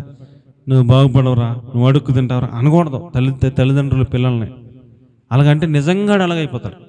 నిజం, మన నోట్లోంచి వచ్చే మాట అంత పవర్ఫుల్గా ఉంటుందండి. నిజం. వేములూరులో ఒక ఆయన ఆ ఊర్లో అంతకన్నా ఎక్కువ ఎవడు చదువుకోలేదంట, పెద్ద చదువుకున్నాడు. వాళ్ళ తమ్ముడికి ఉద్యోగం వచ్చేసింది, గవర్నమెంట్ ఉద్యోగం. వాళ్ళ చెల్లికి ఉద్యోగం వచ్చేసింది, గవర్నమెంట్ ఉద్యోగం. ఈయన వాళ్ళిద్దరికన్నా ఎక్కువ చదువుకున్నాడు, ఈయనకి మాత్రం ఉద్యోగం రాలా. అలా అత్తమాన్ని అడుగుతుంటారు అనేదంట, అలాగే అడుగు తింటాడంట ఆయన. అంత చదువుకుని ఉద్యోగం రాక పిచ్చోళ్ళగా అడుగు తింటాడంట. ఇలాగెందుకు అయిపోయాడని అతని గురించి ఎవరైనా అడిగితే, ఆడు చదువుకున్నంత ఎవడు చదువుకోలేదు బాబు, ఊరికాడు టాప్ గోల్డ్ మెడలిస్టు, ఆడిని వాళ్ళ అమ్మ అత్తమాని అలాగ అనేది, ఆడు అలాగే అయిపోయాడు, పిచ్చోడు అయిపోయాడు, అలాగే అడుగుతున్నాడు అని చెప్తారంట ఊరంతా. మనం మన బిడ్డలు ఏమనకూడదు చెప్పండి, ఏమనకూడదు? శపించకూడదు, శాపనార్థాలు పెట్టకూడదు. నువ్వు ఇలాగైపోతే లారీ గుద్దేద్దరు అనకూడదు. నీకు చేతన ఏదో ఒక అరగంట మోకాళ్ళు లేచి ఆడి కోసం ప్రార్థన చేయి, ఆడిని మార్చమని దేవుని సన్నిధిలో అడుగు. మన నోట్లోంచి వచ్చే మాటకి జీవము మరణము కూడా మనం నోట్లోంచి వచ్చే మాటకి అంత కెపాసిటీ ఉంటుందంట. కాబట్టి మన మాటలు ఎలాగ ఉండాలి చెప్పండి? మధురమైనవిగా ఉండాలి, కృతజ్ఞత వచనమే ఉండాలి, ఆశీర్వచనమే ఉండాలి, దేవుని వచనమే ఉండాలి. దేవుడు నిన్ను దీవించునుగాక అన్న పదమే రావాలి, వేరే పదం వత్తకీలేదు. అలాగే మనం ట్యూన్ చేసుకోవాలి, అలా మారిపోవాలి. మధురమైన మాటలు మాట్లాడే వ్యక్తులుగా మనం మారిపోవాలి. దేవునికి స్తోత్రం కలిగిన గాక. హల్లెలూయా. ఎంత ఇసికించేసినా కోపం చేసిన పిల్లల్ని ఏమి అనకండి. అవసరమైతే బెత్తం తీసుకుని 4 తగలనివ్వండి, కానీ శాపనార్థాలు మాత్రం పెట్టకండి. అవి చాలా ప్రమాదం అని నేను మీకు మనవి చేసుకుంటూ ఉన్నాను. ఈ యొక్క దేవుని మాటలు, దేవుని యొక్క విధులు మనల్ని ఎలా మారుస్తున్నాయి? మధురమైన ప్రేమ కలిగిన వారుగా మారుస్తున్నాయి. చెప్పండి. మధురమైన స్వరం కలిగిన వారుగా మారుస్తున్నాయి. ఎదుటివారికి హృదయాన్ని సంతోషపెట్టేలాంటి మాటలు మాట్లాడే వారిగా మనల్ని మారుస్తున్నాయి. ఏమంటే నెంబర్ 3 అయిపోయింది. నెంబర్ 4, ఆయన వాక్యము మధురమైనది అన్నాడు. కీర్తన 119, 103. 119, 103 త్వరగా నేను ముగించేస్తాను. ఆయన వాక్యము నా జిహ్వకు ఎంతో మధురములు, అవి నా నోటికి తేనె కంటే తీపిగా ఉన్నవి. నీ వాక్యములు ఎంతో మధురములు అన్నాడు. కాబట్టి ప్రియులరా, ఆయన వాక్యం ఎంతో మధురమైనది, జుంటు తేనె దారుల కంటే కోరదగినది. ఆయన వాక్యం చాలా విలువైనది. ఆయన వాక్యాన్ని మనం అంత మధురమైనదిగా మనం అర్థం చేసుకోవాలి.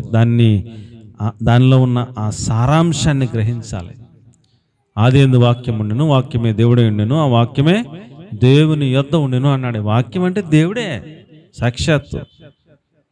ఆ వాక్యం అంత విలువైనది, ప్రభావవంతమైనది, చాలా శక్తివంతమైనది.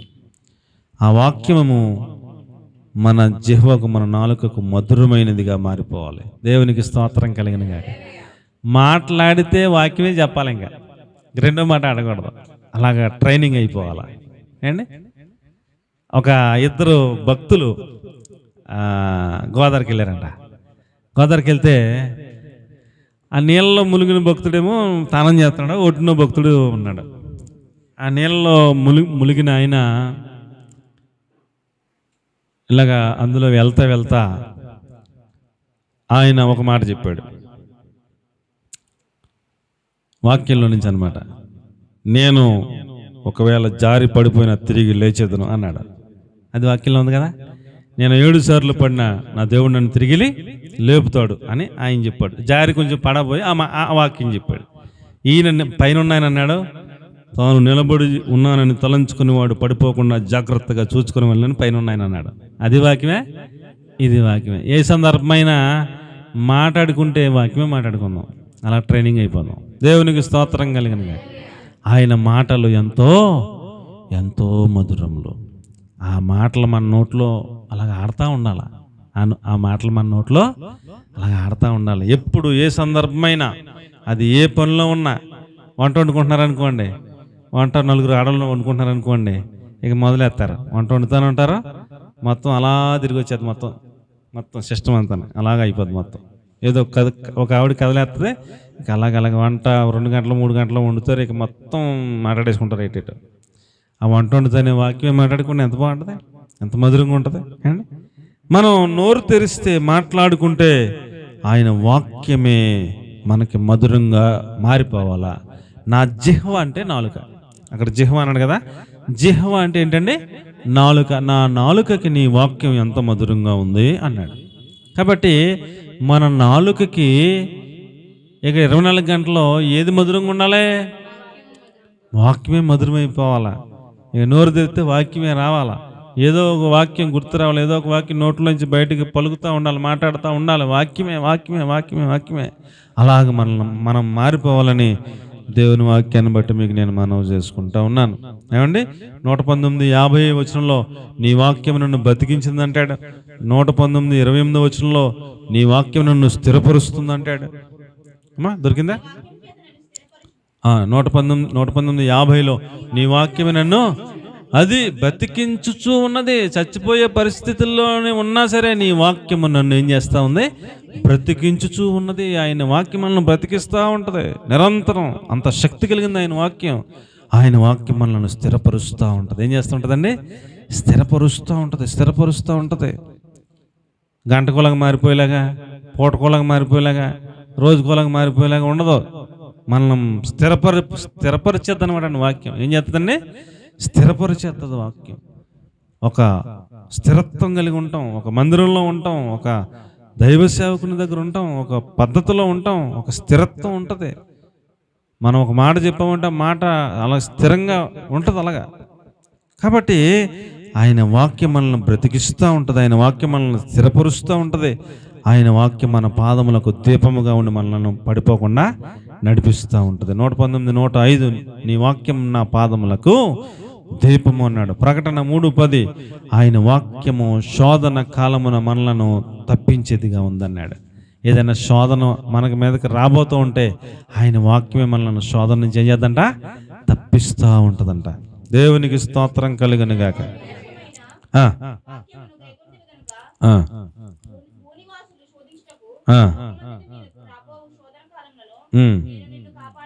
నేను నిన్ను ఏం చేస్తాను? కాపాడెదను అన్నాడు. దేవునికి స్తోత్రం చెప్పండి. హల్లెలూయా. కాబట్టి ప్రియులరా, ఆయన వాక్యము మన జిహ్వకు ఎలా మారిపోవాలి? మధురమైనదిగా మారిపోవాలి. ఆయన వాక్యం మన హృదయంలో రాసుకోమని చెప్పాడు ఒక చోట. చెప్పాడండి, నీ హృదయం అనే పలక మీద వాక్యాన్ని రాసుకోమన్నాడు. వాక్యం అంతా హృదయంలో నింపుకోమన్నాడు. వాక్యాన్ని కంఠస్థం చేయమన్నాడు. సాతాను శోధించటానికి వచ్చినప్పుడు, యేసుప్రభుని శోధించటానికి వచ్చినప్పుడు యేసుప్రభు ఎలా గెలిచాడండి? వాక్యం ద్వారాగానే గెలిచాడు. మీకు ఏం గుర్తుందా మీకు? యేసుప్రభు దగ్గరికి వచ్చి, నీకు ఆకలిగా ఉంది కదా, 40 రోజుల నుంచి ఉపవాసం ఉన్నావు కదా, ఈ రాళ్ళను రొట్టెలను కాక నువ్వు చెప్తే రొట్టెలు అయిపోతాయి, అప్పుడు తినే ఆకలి తీరిపోద్దని చెప్పాడు. అప్పుడు యేసుప్రభు ఏం చెప్పారు? వెంటనే, మనుషుడు రొట్టె వలన జీవించడు కానీ దేవుని నోటి నుంచి వచ్చే ప్రతి మాట వలన జీవిస్తాడని రాయబడి ఉంది అన్నాడు. వాక్యంలో మాట గుర్తు చేశాడు. నోర్ముషే అన్నాడు సాతాను, ముహేశాడు. మళ్ళీ ఎక్కడికో ఎత్తేని చోటకి తీసుకెళ్ళి, నువ్వు కిందకు దూకెత్తే నిన్ను దోతలు పట్టుకుంటారా, నీకే రాయి తగలకుండా అని రాసింది కదా, దూకే అన్నాడు.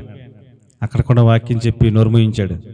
సర్వలోకము యొక్క మహిమ అలా చూపించి, నువ్వు నాకు ఒక్క నమస్కారం పెట్టి ఇచ్చేస్తానన్నాడు. నీ ప్రభు అయిన దేవునికి తప్ప ఎవరికి నమస్కరించకూడదని రాసింది తెలీదా అన్నాడు. నోరు మూసేశాడు.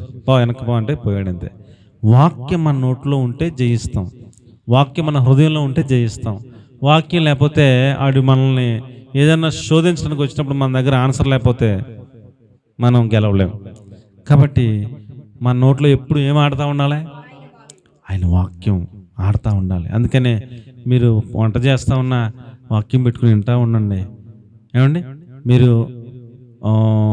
ఏ పనిలో ఉన్నా, ఇప్పుడు సెల్ ఫోన్ ఉంటుంది, సెల్ ఫోన్కి చెవుల్లో పెట్టుకుని కూడా ఉంటున్నాయి కదా, ఇయర్ ఫోన్లు, అది పెట్టేసుకుని ఆయన మాటలు వింటూ ఉండండి. 24 hours తప్పే ఉంది అండి. ఏదో సినిమా పాటలు వినికన్నా, ఈయనకన్నా, ఏదో చెత్త చెదర వినికన్నా ఎప్పుడు దేవుని మాటలు, కామెంటరీ, వాక్యం ఖాళీ ఉంటే టీవీ పెట్టుకున్న వాక్యాలు వస్తాయి, మన వాక్యాలు వస్తాయి. మీరు ఏ వాక్యాలైనా చూడటానికి చాలా వాక్యాలు వస్తుంటాయి. మీకు నచ్చిన వాక్యం పెట్టుకుని ఆ వాక్యాలు వింటూ ఉండండి. ఎప్పుడు మన నోట్లో ఏమాడుతూ ఉండాలి? ఆయన మాటలు, వాక్యం మన నోట్లో ఉండేటట్లుగా సిద్ధపడండి. ఆయన మాటలు మనలను మధురమైనగా వ్యక్తిగా మనల్ని తయారు చేస్తాయి. దేవునికి స్తోత్రం కలుగును గాక. హల్లెలూయా. 5వ మాట కూడా మనం త్వరగా వెళ్ళిపోదాం, టైం అయిపోతుంది. 5వ మాట నిర్గమాకాండం 15:25. ఇశ్రాయేలు వెళ్తున్నప్పుడు నీళ్లు తాగుదామని చూస్తే ఒక చోట కొన్ని నీళ్ళు ఉన్నాయంట. నీళ్లు తాగుదామని వెళ్ళి ఒకటి ఇలా నోట్లో కొన్ని నీళ్ళు వేసుకుంటే చేదుగా ఉన్నాయంట. నా ఏలినవాడా మోషే, ఈ నీళ్లు చేదుగా ఉన్నాయి, ఎలా తాగమంటావు, చచ్చిపోతాం అని అంటే మోషే అప్పుడు ఒక చెట్టుని వేళ్లతో పాటు పీకి ఆ నీళ్ళలో వేసి ఇప్పుడు తాగమన్నాడంట. ఆ చెట్టు నా వేళ్లతో పాటు నీళ్ళలో వేయగానే చేదైన మారాలంటే నీళ్ళు మధురంగా మారిపోయినాయంట. అతడు యెహోవాకు మొరపెట్టాను, అంతటా యెహోవా అతనికి ఒక చెట్టును చూపెను, అది నీళ్ళలో వేసిన తర్వాత నీళ్లు మధురంగా మారిపోయినాయి అన్నాడు. అంతే, సరిపోతుందండి ఏండి, మధురం అయిపోయినాడు. ఇప్పుడు తాగినాన్న అంటే అంతకుముందు తాగాడు, మళ్ళీ ఇక్కడ నీళ్ళు తీసుకుని తాగితే అబ్బా ఎంత మధురంగా ఉన్నాయి ఏంటి, ఒక చెట్టు అలా వేయగానే చేదు నీళ్ళు మార నీళ్ళు మధురంగా మారిపోయినట్టు. ఈడేమో అందరికి ఎవరే చాలా మధురంగా ఉన్నాయి రండి అంటే అందరూ వెళ్ళి కానీ నీళ్ళు తీసుకుని తాగి అందరూ వచ్చారంట. ఎవరి జీవితం అయితే చేదుగా ఉందో, ఎవరి జీవితం అయితే చేదుగా ఉందో ఆ చేదైన జీవితాన్ని దేవుడు మధురంగా మారుస్తాడు. దేవునికి స్తోత్రం కలిగినగా చేదైన జీవితాన్ని దేవుడు మధురంగా మారుస్తాడు. ఇప్పుడు మీరు గమనిస్తే ఇశ్రాయేలు ప్రయాణమై వెళ్తున్నారు అండి, ఇక్కడ మారా నీళ్ళు ఉన్నాయి అండి. అప్పుడు వాళ్ళు ఒకటి తాగి చేదుగా ఉన్నాయని చెప్పాడు. ఇక్కడ నుంచి ఇంకొక రోజు ప్రయాణం అంత దూరం వెళ్తే అక్కడ 12 నీటి బొగ్గులు ఉన్నాయి, 70 చెట్లు, ఈత చెట్లు ఉన్నాయి. కొంచెం దూరం వెళ్తేనే దేవుడు, రే బాబు కొంచెం దూరం వెళ్తే 70 ఈత చెట్లు పెట్టాను, అక్కడ 12 నీటి బొగ్గులు పెట్టాను, అక్కడ నీళ్ళు బాగుంటే అక్కడికి వెళ్ళి తాగండ్రా అనొచ్చు కదా. అనలేదు దేవుడు, అనలేదు. ఇది చేదైంది వదిలేండిరా అనొచ్చు కదా, అనలేదు. కొంచెం ముందుకు వెళ్ళండి, అక్కడ మీకోసం ఏర్పాటు చేశానంటే వెళ్తారుగా, వెళ్ళి అక్కడ తాగుతారుగా, అలాగే అనలేదు. చేదైన నీటిని ఆయన మార్చడం కోసం ఒక మొక్కను వేళ్లతో పాటు పీకాడు. దేవునికి స్తోత్రం కలిగినగాక. ఆ మొక్కను నీళ్ళలో వేయమన్నాడు. దేవునికి స్తోత్రం కలిగినగాక. మారా నీళ్ళు మధురంగా మార్చేశాడు. దేవునికి స్తోత్రం కలిగినగాక. ఆ మొక్క యేసుక్రీస్తు ప్రభువారే. ఆయన మన కొరకు ఎండిన భూమిలో లేత మొక్క వలె ఆయను అని యెషయా గ్రంథంలో రాయబడి ఉంటుంది. ఆయన సొగసిను స్వరూపం లేనివాడిగా మారిపోయాను అని చెప్పి రాయబడి ఉంటుంది. ఇవన్నీ ఉంటాయి. ఆ మొక్కను పీకాడు వేళ్లతో పాటు మన కోసం సిలువలో మరణానికి అప్పగించాడు. ఆ మొక్క అలా వేయగానే ఆ నీళ్ళు ఎలా మారిపోయినాయి అంటండి, మధురంగా మారిపోయినాయి అంటండి. ఎవరైతే జీవితం చేదుగా ఉందో ఆ చేదుగా ఉన్న జీవితాన్ని మధురంగా మారుస్తాడు ప్రభు. చాలామంది సాక్ష్యాలు నేను విన్నాను. మొన్న మనం అక్కడ క్రిస్మస్ పెట్టాం. అతడికి కిడ్నీలు పాడైపోయినాయి, బతకమని చెప్పేశారు డాక్టర్లు. మంచం మీద ఉన్నాడు, ఇంకా రేపో మాపో అన్నట్టుగా అయిపోయింది పరిస్థితి కదా. చేదైన జీవితమా కదా అది అండి. అక్కడ బోల్డ్ సాక్ష్యాలు ఉన్నాయి. అన్ని ఎందుకు, మొన్న మనం విన్న సాక్ష్యం అన్ని గుర్తు చేసుకుందాం అండి. ఇక చావే అని చెప్పేశారు. ఇంకా మంచం మీద ఉన్నాడు, అన్నీ ఇక మంచం మీద అన్నట్టు అయిపోయింది పరిస్థితి. ఇక రేపు మాపో ఎంతకాలం బతుకుతాను అన్నట్టుగా ఉంది పరిస్థితి.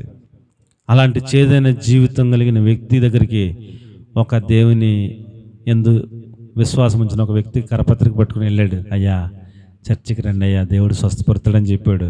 ఈయన కోప్పడు ఇంకెప్పుడు కాపాడుతారని ఆ స్థితిలో ఉండి కూడా చీవాట్లు వేసాడు. మళ్ళా సిగ్గులేకుండా మళ్ళీ వారం వచ్చాడు, మళ్ళీ చీవాట్లు వేసాడు, మళ్ళా సిగ్గులేకుండా మళ్ళీ వారం వచ్చాడు. అప్పుడు తీసుకుని ఆ పత్రిక చదివాడు. మళ్ళీ వారం వస్తే వెళ్దాం అనుకున్నాడు. నిజంగా మళ్ళీ వచ్చాడు, రెడీగా ఉన్నాడంట. అప్పటికి తీసుకెళ్ళాడు, పాస్టర్ గారితో ప్రార్థన చేయించాడు. ఆయన ప్రార్థన చేసి తైలం ఇచ్చాడు. ఈ తైలం ప్రతిసారి నీళ్ళ దగ్గర మంచిల దగ్గర అల్లా అందులో వేసుకుని తాగుబాబని చెప్పాడు. ఆ తైలం వేసుకుని తాగుతూ ఉన్నాడు, ప్రార్థనకి వెళ్తూ ఉన్నాడు, వస్తూ ఉన్నాడు. 6 నెలల్లో మళ్ళీ మొత్తం చచ్చిపోతాడు రేపంపో అనుకున్నవాడు 6 నెలల్లో కిడ్నీలు స్వస్థపడిపోయినాయంట. హాస్పిటల్కి వెళ్ళి చెబుతుంది కిడ్నీ తెగిలేదు, ఏం లేదని చెప్పారంట. ఆరోగ్యవంతుడు అయిపోయాడు. ఆ తర్వాత 12 ఏళ్ళ నుంచి పిల్లలు లేరు భార్యకి. ఎన్ని ఏళ్ళండి? పెళ్ళి అయింది, 12 ఏళ్ళు అయిపోయింది, పిల్లలు లేరు. అందరూ గుడ్రాలు అంటున్నారు. బాధ. నా భర్త చచ్చిపోతాడు అనుకున్నవాడిని బతికిచ్చావు కదా నాయనా, నాకు పిల్లల్ని ఇవ్వలేవా అని. గుడ్రాలు చేదైన జీవితమే కదా, చేదైన జీవితమే కదా. అందరూ నానా మాటలు అంటే చేదా జీవితం మధురమా? చేదే. అలాంటి జీవితాన్ని ఇంకెందుకు లేకుండా వదిలేసి ఇంకొక ఆవిడ చేసుకోని చెప్పాడా దేవుడు? చెప్పలా. ఆవిడ జీవితాన్ని ఎలా మార్చాడంట? మధురంగా. ఆవిడ కూడా విశ్వసించి ప్రార్థన చేసుకుని పాస్టర్ గారి దగ్గరికి వెళ్ళింది. అయ్యా నాకు బిడ్డలు కావాలని ఆశగా ఉందయ్యా, 12 సంవత్సరాలు అయిపోయిందంటే పాస్టర్ గారు ప్రార్థన చేశారు. ఆవిడ కూడా విశ్వాసంతో రోజు ప్రార్థన చేసుకుంది. 2 ఆడబిడ్డలు పుట్టారు అండి, ఒకరి తర్వాత ఒకరు 2 పుట్టారు. 2 చదువుకుంటున్నారు. ఫోటోలు కూడా వేసాడు ఆయన ఆ బుక్ మీద. బంగారు లాంటి బిడ్డలు పుట్టారు. అన్ని రకాల అలవాట్లు అయిపోయి ఎందుకు పని చేయనాడు. ఇప్పుడు 7 రోజులు 4 ఊర్లలో 4 సంఘాలు కట్టి ఎక్లేసిన అద్భుతమైన సేవ చేస్తున్నాడు అండి. అనేక రాష్ట్రాలు తిరుగుతున్నాడు, వాక్యం చెప్తున్నాడు. మధురంగా మార్చాడా లేదా అండి? చేదైన బతుకులను దేవుడు మరలా ఎలా మారుస్తున్నాడు? ఆయనే ఒక లేత మొక్క వలె అయిపోయి, వేర్లతో పెళ్ళగింపబడిన మొక్కలుగా అయిపోయి, ఆ చేదైన బతుకులోకి వచ్చి ఆ చేదైన బతుకుని ఎలా మారుస్తున్నాడండి? మధురమైన బతుకుగా మార్చేస్తున్నాడు. ఆయన సాక్ష్యం చెప్తున్నాడు, నేను ఇప్పుడు మధురంగా మారాను, అనేక మందికి నేను సాక్ష్యం చెప్పి వాళ్ళందరినీ దేవుని వైపుకి, నన్ను బట్టి నా తండ్రి గారు బాప్తిసం పొందాడు, నన్ను బట్టి నా కుటుంబస్తులందరూ బాప్తిసం పొందారు, నన్ను బట్టి అనేక వందల మంది, 4 ఊర్లలో అనేక వేల మందిని దేవుడు ప్రభావితం చేస్తున్నాడు, మధురంగా మారుస్తున్నాడు దేవుడు నన్ను బట్టి అని సాక్ష్యం చెప్పలేదండి. కాబట్టి మారాలంటే మన జీవితాలని ఆయనే మన లోపలికి వచ్చి మన కోసం ఆయన కరిగిపోయి ఆ నీళ్ళలో ఆయన ఆ చేదైన నీళ్ళ ఎలా మార్చేస్తున్నాడో మధురంగా మార్చేస్తున్నాడు. దేవునికి స్తోత్రం కలుగును గాక. ఆయన విధులు అంత మధురంగా ఉంటాయని చెప్తున్నాడు. దేవునికి స్తోత్రం చెప్తారా? హల్లెలూయా. కాబట్టి నీ జీవితం మారాలంగా ఉంటే ఏం భయపడొద్దు. ఆ ప్రభు సన్నిధిలో ఆయన దగ్గరికి వస్తే, దేవుని సేవకులు చెప్పిన మాట వింటూ మందిరానికి క్రమంగా వస్తే నీ చేదైన జీవితాన్ని ఎలా మారుస్తాడట? మధురంగా మార్చేస్తాడని అనేక సాక్ష్యాలు మనం వింటూ ఉన్నాం. దేవునికి స్తోత్రం కలుగును గాక. 6వ మాట ప్రియులరా, మనం కనుక ఆలోచన చేస్తే కీర్తన 19:10 ఆయన విధులు, మనం చదువుకున్న మొట్టమొదటి మాట, ఆయన విధులు మధురమైనవి అన్నాడు అండి. ఆయన విధులు ఎలాంటివి? మధురమైనవి అండి. చాలు, అది ముందు మనం చదువుకున్న మాటే మూల మాట, దాన్ని మనం మీకు గుర్తు చేశాను. 6వ మాటగా ద్వితీయోపదేశకాండం 6:3 నీకు మేలు కలిగి బహుగా అభివృద్ధి పొందినట్లు నీకు ఆ విధులు నీకు మధురంగా ఉంటాయి అన్నాడు. ఆయన విధులు మనలను అభివృద్ధి పరుస్తాయి. మనం ఏమైపోతామండి? ఆయన కట్టడల ప్రకారం, ఆయన విధుల ప్రకారం జీవించే ప్రతి వారు కూడా మేలు వాళ్ళకి కలుగుతుంది, అభివృద్ధి వాళ్ళకి వస్తుంది అని చెప్పాడు. చదవమ్మా. ఇశ్రాయేలు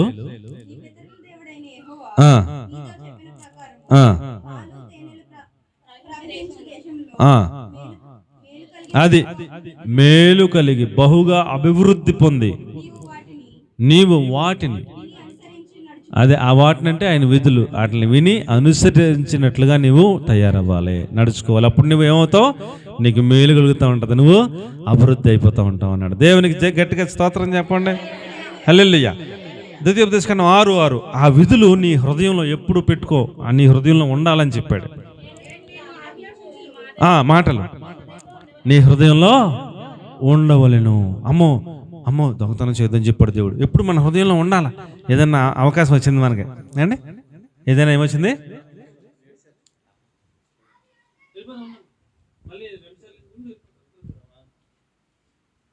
ఓకే ఓకే అండి, ఎలాగండి మళ్ళీ చెప్పండి. నా విధులు నీ హృదయంలో ఉండాలా, నీ నోట్లో ఉండాలా అన్నాడు. ఏదైనా మనకు అవకాశం వచ్చింది అనుకోండి, ఇప్పుడు ఏదన్నా మన దారంటే వెళ్తున్నాం, 10 కాసులు ఏదో గొలుసే మనకి దారిలో కనపడింది అనుకోండి, ఎన్ని కాసులు అంటే చెప్పండి. 10 కాసులు గొలుసు మనకు కనపడింది అనుకోండి, ఒరిజినల్ బంగారం, ఓ పక్కన లాగుతుందా లాగదా? మరి మంది కాదు, తీసుకోలే వద్దా చెప్పండి. నేను తీసుకోకపోతే ఇంకోటి ఎవడో తీసుకుంటాడు కదా, అదే మనమే తీసుకుందాం అని చెప్తాడు సాధారణ. మనకి 10 గాజులు కాదు 100 గాజులైనా మనం ఏం చేయకూడదు, తీసుకోకూడదు. మంద కాదు, మనకు అనవసరం, అదే స్టాండర్డ్గా ఉండాలి. ఆ హృదయంలో మాట ఉంటే మనల్ని అలా నిలబడతాం. హృదయంలో మాట్లాడలేదనుకోండి, అలా చెప్తాడు దేవుడు, ఏం పర్లేదని జాగ్రత్త తీసుకుని జేబులు పెట్టుకుంటాం అంతే. ఎప్పుడు నీ హృదయంలో ఉండాలి, ఏముండాలి? ఆయన విధులు, ఆయన కట్టడలు నీ హృదయంలో పెట్టుకో, ఎప్పుడు గుర్తొచ్చేలా పెట్టుకో. ఏదైనా పాపం చేసే అవకాశం వచ్చిందనుకోండి, అమ్మో వ్యభిచారం చేయొద్దన్నాడు అబ్బబ్బే అని పారిపోవాలా. అలాంటి భక్తి మనం నేర్చుకోవాలి, హృదయంలో ఉండాలి, ఎప్పుడు ఉండాలా. ఆయన ఆజ్ఞలు ఎప్పుడు కూడా ఎక్కడ ఉండాలి చెప్పండి? హృదయంలో ఉండాలా. ఆ అవకాశం వచ్చినప్పుడు, ఆ సందర్భం వచ్చినప్పుడు, ఆ ఛాన్స్ వచ్చినప్పుడు అది హృదయంలో ఉంటే వెంటనే అమ్మ బాబు ఇది చేయొద్దన్నాడు, నోదొద్దు బాబా, ₹1,00,000 ఇచ్చిన నాకు వద్దురా బాబు అని వచ్చేస్తాం. ఆయన విధులు మన హృదయంలో పెట్టుకోవాలి. అలాగ మనం ఉంటే ఏమండి, మనం అభివృద్ధి పొందుతాం, మనం బహుగా అభివృద్ధి పొందుతాం, మనకు మేలు కలుగుతుంది. దేవునికి స్తోత్రం కలిగిన గాక. 6:9, 6:7 అనుకుంటా. నీ పిల్లలకు వాటిని అభ్యసింపజేసి నీ ఇంట్లో నువ్వు కూర్చున్నప్పుడు చెప్తా ఉండాలి, నువ్వు లేచినప్పుడు చెప్తా ఉండాలి, నువ్వు త్రోవలో నడిచినప్పుడు చెప్తా ఉండాలి, నువ్వు పండుకున్నప్పుడు చెప్తా ఉండాలి, నీ చేతికి ఆ వాక్యాలు కట్టుకోవాలి, నీ భాషికానికి ఇక్కడ వాక్యం కట్టుకోవాలి అండి, నీ ద్వారబంధాలకి వాక్యాలు రాసుకోవాలి, నీ నీ కన్నుల నడుమ భాష కలిగి ఉండాలి, నీ గౌనుల మీద ఈ గుమ్మాలు ఉన్నాయి కదా, నీ గుమ్మాల మీద రాసుకోవాలి అండి. ఇన్ని చెప్పాడు. ఏం చేయాలంట చెప్పండి? ఏం చేయాలంట? మన పిల్లలకి, ఎవరికి? మన పిల్లలకి ఏం చెప్తా ఉండాలంటే, అత్తమానం ఏం చెప్తున్నాడంట? మనం అత్తమానం హృదయంలో పెట్టుకోవాలంటాడా? మళ్ళీ మన పిల్లలకి అత్తమానం ఏం చెప్పాలంట? నడిచినప్పుడు చెప్పాలంట, కూర్చున్నప్పుడు చెప్పాలంట, పడుకున్నప్పుడు చెప్పాలంట. వాళ్ళు ఇంట్లోంచి అటు ఇటు తిరుగుతున్నప్పుడు గుమ్మాల మీద రాసి పెడితే అవి చదువుకుంటారంట. మళ్ళీ గోడల మీద రాయాలంట, ఇంటి ముందు రాయాలంట వాక్యాలు అండి. అత్తమానం పిల్లలకి చెప్తా ఉన్నాడు. ఏం చెప్పాలంట పిల్లలకి? చెప్పండి, ఏం చెప్పాలంట? ఆయన వాక్యాలు చెప్తూ ఉండాలంట. అలాగైతే పిల్లలు పాడైపోకుండా లోకంలో కాపాడబడతారు. దేవునికి స్తోత్రం కలిగిన గాక. మీరు చెప్తే నమ్మరు. నేను చాలామందిని చూస్తుంటాను. ఒక తల్లి ఉంది, తండ్రి చచ్చిపోయాడు, తల్లి ఉంది. ఆ తల్లికి ఇద్దరు కొడుకులు అండి, ఇద్దరు కొడుకులు. ఆడికి పెళ్ళయ్యే వయసు కూడా రాలా. పెళ్ళయ్యే వయసు కూడా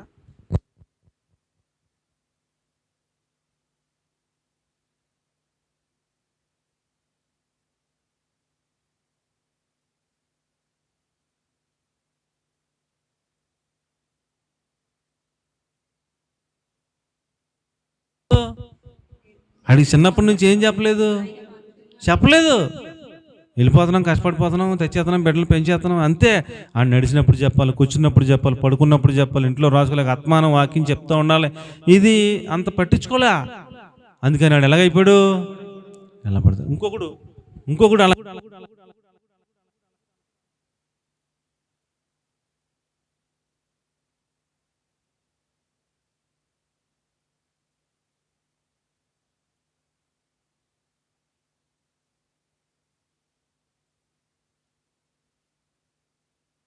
అంటే పెద్ద వయసు ఏం కాదు, చిన్న పిల్లలు, కుర్రగాళ్ళు ఇలాంటి పనులు చేస్తున్నారు. ఆడు 15-16 కూడా ఉండవు, వెళ్ళిపోయి ఫుల్గా తాగేసాడు, గోడ అట్టుకుని ఇలా బతిమాలుతుంటాడు గోడని. ఆ గోడ కాడే ఉంటాడు, ఎక్కడికి వెళ్ళడా అక్కడే ఉంటాడు. అలా ఏం చేయాలని అండి? ఆడికి చిన్నప్పటి నుంచి ఏం చెప్పలేదు, చెప్పలా. మందే తప్పు, మన వాళ్ళని అంటాక ఏం లేదు, ఇక మందే తప్పు. చిన్నప్పటి నుంచి ఏం చెప్పాలి చెప్పండి అమ్మ? ఏం చెప్పాలి? నడిచినప్పుడు చెప్పాలి, కూర్చున్నప్పుడు చెప్పాలి, పడుకున్నప్పుడు చెప్పాలి. అమ్మా పిల్లలకి ఏం చెప్పాలి? అత్తమానం వాక్యాలు చెప్తే ఆ బిడ్డలు స్టాండర్డ్గా పెరుగుతారు. స్టాండర్డ్గా ఏమండి, వాళ్ళు ఒక క్రమంలో పెరుగుతారు, ఒక భయభక్తులతో పెరుగుతారు. ఆ పిల్లల్ని చూసినప్పుడు ఎవరు చూసినా అబ్బా పిల్లంటే ఇలాగ ఉండాలండి, పిల్లోడు అంటే ఇలాగ ఉండాలండి, ఇలాంటి పిల్లోడు ఇంటికి ఒకటి ఉంటే చాలండి అనేలాగా సాక్ష్యాన్ని సంపాదించాలా. నిలబడితే అలా కాదు. ఆ పిల్లలకి ఏం చెప్పాలంటే అండి, ఆయన విధులు, ఆయన కట్టడలు, నానా అలాగ వెళ్ళొద్దని చెప్పాడు దేవుడు. అపహాసాలు కూర్చోదని చెప్పాడు దేవుడు. ఇలాగ ఉండొద్దని చెప్పాడు దేవుడు. సరస్వక్తులు మాట్లాడొద్దని చెప్పాడు దేవుడు. బూతులు ఆడొద్దని చెప్పాడు దేవుడు. ఇవన్నీ చెప్తూ ఉంటే వాళ్ళు కూడా మనకన్నా భక్తిపరులు అయిపోతారు. దేవునికి స్తోత్రం కలిగినగా. ఇవి చాలా ఇంపార్టెంట్. కాబట్టి బిడ్డలకు అస్తమానం ఏం చెప్పాలమ్మా? అస్తమానం చెప్తూ ఉండండి. అప్పుడు బిడ్డలు మనం కాపాడుకోగలుగుతాం. వాళ్ళని చూసి సంతోషపడేలాగా బిడ్డలు తయారవుతారు పెరిగి పెద్ద అయినప్పుడు. నా బిడ్డలను మనం గర్వంగా చెప్పుకోగలుగుతాం. మీ పిల్లంట కదా, మీ పిల్లోడంట కదా, అలాగంట కదా అంటే తలకాయ ఎక్కడెట్టుకోవాలా? సిగ్గుపడిపోవాలా. అలాంటి పరిస్థితి రాకుండా మనం చిన్నప్పటి నుంచి పిల్లలకి ఏం చెప్పాలండి? సండే స్కూల్కి వస్తే మేము ఒక అరగంట చెప్తాం, గంట చెప్తాం. 24 hours చెప్పేది ఎవరో? తల్లి అత్తమానం పిల్లలకి ఏం చెప్తుండాలి? ఆయన వాక్యాలు చెప్తా ఉండాలి. దేవునికి స్తోత్రం కలిగిన గాక. హల్లెలూయా. ద్వితీయోపదేశకాండం 12:11 నీ ధాన్యములో, నీ ద్రాక్షరసములో, నీ నూనెలో దేవుని మందిరంలోకి దశంభాగాన్ని తీసుకురావాలని చెప్పాడు. అదొక విధి. అలా చేయటం వల్ల నీకు ఆశీర్వాదం, నీకు దీవెన అని చెప్పాడు. ఇవన్నీ పాటించాలి, చెయ్యాలి. అప్పుడు నీవు ఆశీర్వాదకరంగా ఉంటావు, దీవెనకరంగా ఉంటావు, నీ జీవితం మధురంగా మారిపోద్దని చెప్పాడు. దేవునికి స్తోత్రం కలిగినగా. ఒకసారి ఒక మాట చెప్తే సరిపోతుంది, ఇంకెక్కువ దాని మీద ఫోకస్ పెట్టలేదు. ఏమండి, నీ ధాన్యంలో, నీ ద్రాక్షరసంలో, నీ నూనెలో, నీ జీతంలో, నీ కలిగిన ప్రతి దాంట్లో దేవుని మందిరంలోకి ఏం తేవాలి? దశమ భాగం తీసుకొచ్చి ఇవ్వటం నేర్చుకో. దేవుడు నిన్ను మధురంగా మారుస్తాడు, నీ జీవితం ఆశీర్వాదకరంగా ఉంటుంది అని చెప్పాడు. దేవునికి స్తోత్రం కలిగిన గాక. ఆఖరి మాట చెప్పేసి నేను ముగించేస్తాను. ఆదికాండం 49:20. ఆషేరునొద్ద శ్రేష్టమైన ఆహారం ఉంది, అతడు రాజులకు తగిన మధురమైన పదార్థాలు అతడు పెడతాడని ఉంది. కాబట్టి మనం ఎలా మారిపోవాలంటే ప్రేమ కలిగిన వారిగా మారిపోవాలి. నాతో పాటు రండి. ఆషేరునొద్ద శ్రేష్టమైన ఆహారం ఉంది, రాజులకు తగిన మధుర పదార్థములు అతడు ఇచ్చును అని ఉంది. అతడు ఎంత మధురంగా మారిపోయాడంటే ఆషేరు రాజులకు తగిన పదార్థాలు అతడి దగ్గర ఉన్నాయంట పెట్టడానికి, అంత మధురంగా మారిపోయాడంట అండి. కాబట్టి మనం ఎలా మారిపోవాలంటే చెప్పండి, ఒకసారి చెప్పండి, ముగించేసుకుందాం. ప్రేమ కలిగిన మధురమైన వ్యక్తులుగా మారిపోవాలి, మధురమైన స్వరం కలిగిన వారిగా మారిపోవాలి, ఎదుటివారి హృదయాన్ని సంతోషపెట్టే మాటలు మాట్లాడేయగలిగిన మధురమైన వ్యక్తులుగా మనం మారిపోవాలి. 4వ మాట, మన నాలుకకి ఆయన వాక్యము మధురంగా మారిపోలేగా ఆయన వాక్యమే మన నాలుక మీద ఎప్పుడు ఉండాలి, మన హృదయం నిండా ఉండాలి. 5వ మాట, చేదైన జీవితాన్ని కూడా మధురంగా ఆయన మార్చగల శక్తిమంతుడు. కాబట్టి ఎవరైనా చేదైన జీవితం కలిగి ఉన్నా వాళ్ళని మనం ధైర్యపరిచి వాళ్ళని మధురంగా మార్చడానికి ప్రభు సహాయాన్ని తీసుకుని మధురంగా మార్చగలిగిన శక్తి కలిగిన దేవుడు అలా చేస్తాడని మనం చెప్పాలి. మధురమైన వ్యక్తిగా మారుస్తాడు. 5లో 6లో చూస్తే పిల్లలకి అస్తమానం నుంచున్న, కూర్చున్న, పడుకున్న అస్తమానం చెప్పాలి. అప్పుడు పిల్లల్ని మనం కాపాడుకున్న వాళ్ళం అవుతాం. ఆఖరి మాట, మనము రాజులకు తగిన భోజన పదార్థాలు పెట్టగలిగిన మధురమైన పదార్థాలు కలిగిన వ్యక్తులంగా మనం మార్చబడిపోవాలి. రాజులు అంటే ఎవరండి? మీరు రాజులైన యాజక సమూహము అన్నాడు లేదా? మనందరిని దేవుడు ఏమన్నాడంటే మీరు రాజులైన యాజక సమూహము అన్నాడు అండి. మనందరం రాజులైన యాజక సమూహం అంట. ఈ రాజులైన యాజక సమూహం అంటే రక్షణ పొందిన వ్యక్తులందరూ కూడా దేవుని చేత రక్షింపబడి పరలోక రాజ్యమును సిద్ధపరచబడుచున్న రాజులైన యాజక సమూహమునకు కూడా బలమైన ఆహారం పెట్టగలిగిన అలాంటి పదార్థాలను మన దగ్గర పెట్టుకున్నటువంటి వ్యక్తులుగా మనం మారిపోవాలి అండి. ఇప్పుడు చిన్నపిల్లలకు వాక్యం చెప్పడం ఒక స్టాండర్డ్, విశ్వాసులకు వాక్యం చెప్పడం ఒక స్టాండర్డ్, పాస్టర్ గారులకు వాక్యం చెప్పడం ఇంకొక స్టాండర్డ్, రాజులకే భోజనం పెట్టే అంత నాలెడ్జ్ సంపాదించుకోవడం అత్యున్నతమైన స్థాయి. మీకైనా అర్థమైందంటారా? రాజులైన యాజక సమూహమునకు కూడా ఆయన వాక్యం బోధించగలిగిన వారుగా మనందరం మారిపోవాలి. దేవునికి స్తోత్రం కలిగిన గాక. అలాంటి పదార్థాల లాంటి సబ్జెక్ట్ మన దగ్గర ఉండాలి. దేవునికి స్తోత్రం కలిగిన గాక.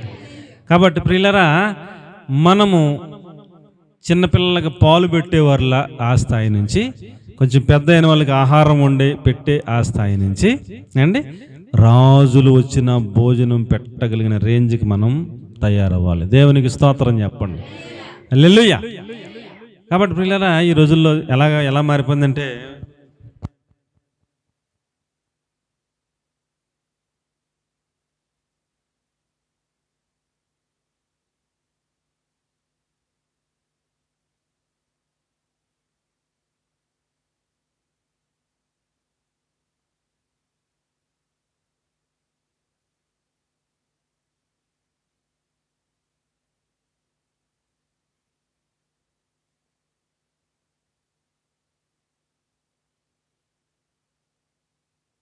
ఏదో టైంపాస్లో చెప్తున్నాడేంటి అని బాధపడుతూ ఉంటాం.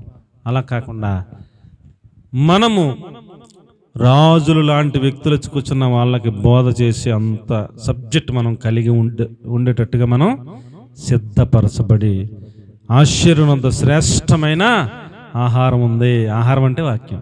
ఆహారం అంటే ఏంటండి? వాక్యం. చిన్నపిల్లలకైనా చెప్పగలను, విశ్వాసులకైనా చెప్పగలను, పాస్టర్లకైనా చెప్పగలను, ఏ రేంజ్కైనా సరిపడా ఆహారమును మనం సిద్ధపరుచుకున్న వాళ్ళంగా తయారవ్వాలని చెప్తున్నాడు. కొన్ని సందర్భాల్లో ఒక 4-5 సార్లు సేవకులకు మీటింగ్కి నన్ను పిలిచారు వాక్యం చెప్పమని.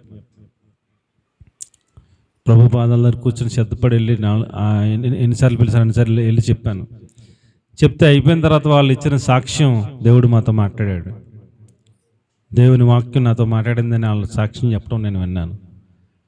ఎటువంటి వాళ్ళు ముందు కూర్చున్న వాళ్ళకి చెప్పగలిగిన సబ్జెక్ట్ మన దగ్గర ఉండాలి. అలాంటి ఆహారాన్ని మనం సిద్ధపరుచుకోవాలి ముందే. దేవునికి స్తోత్రం చెప్పండి. హల్లెలూయా.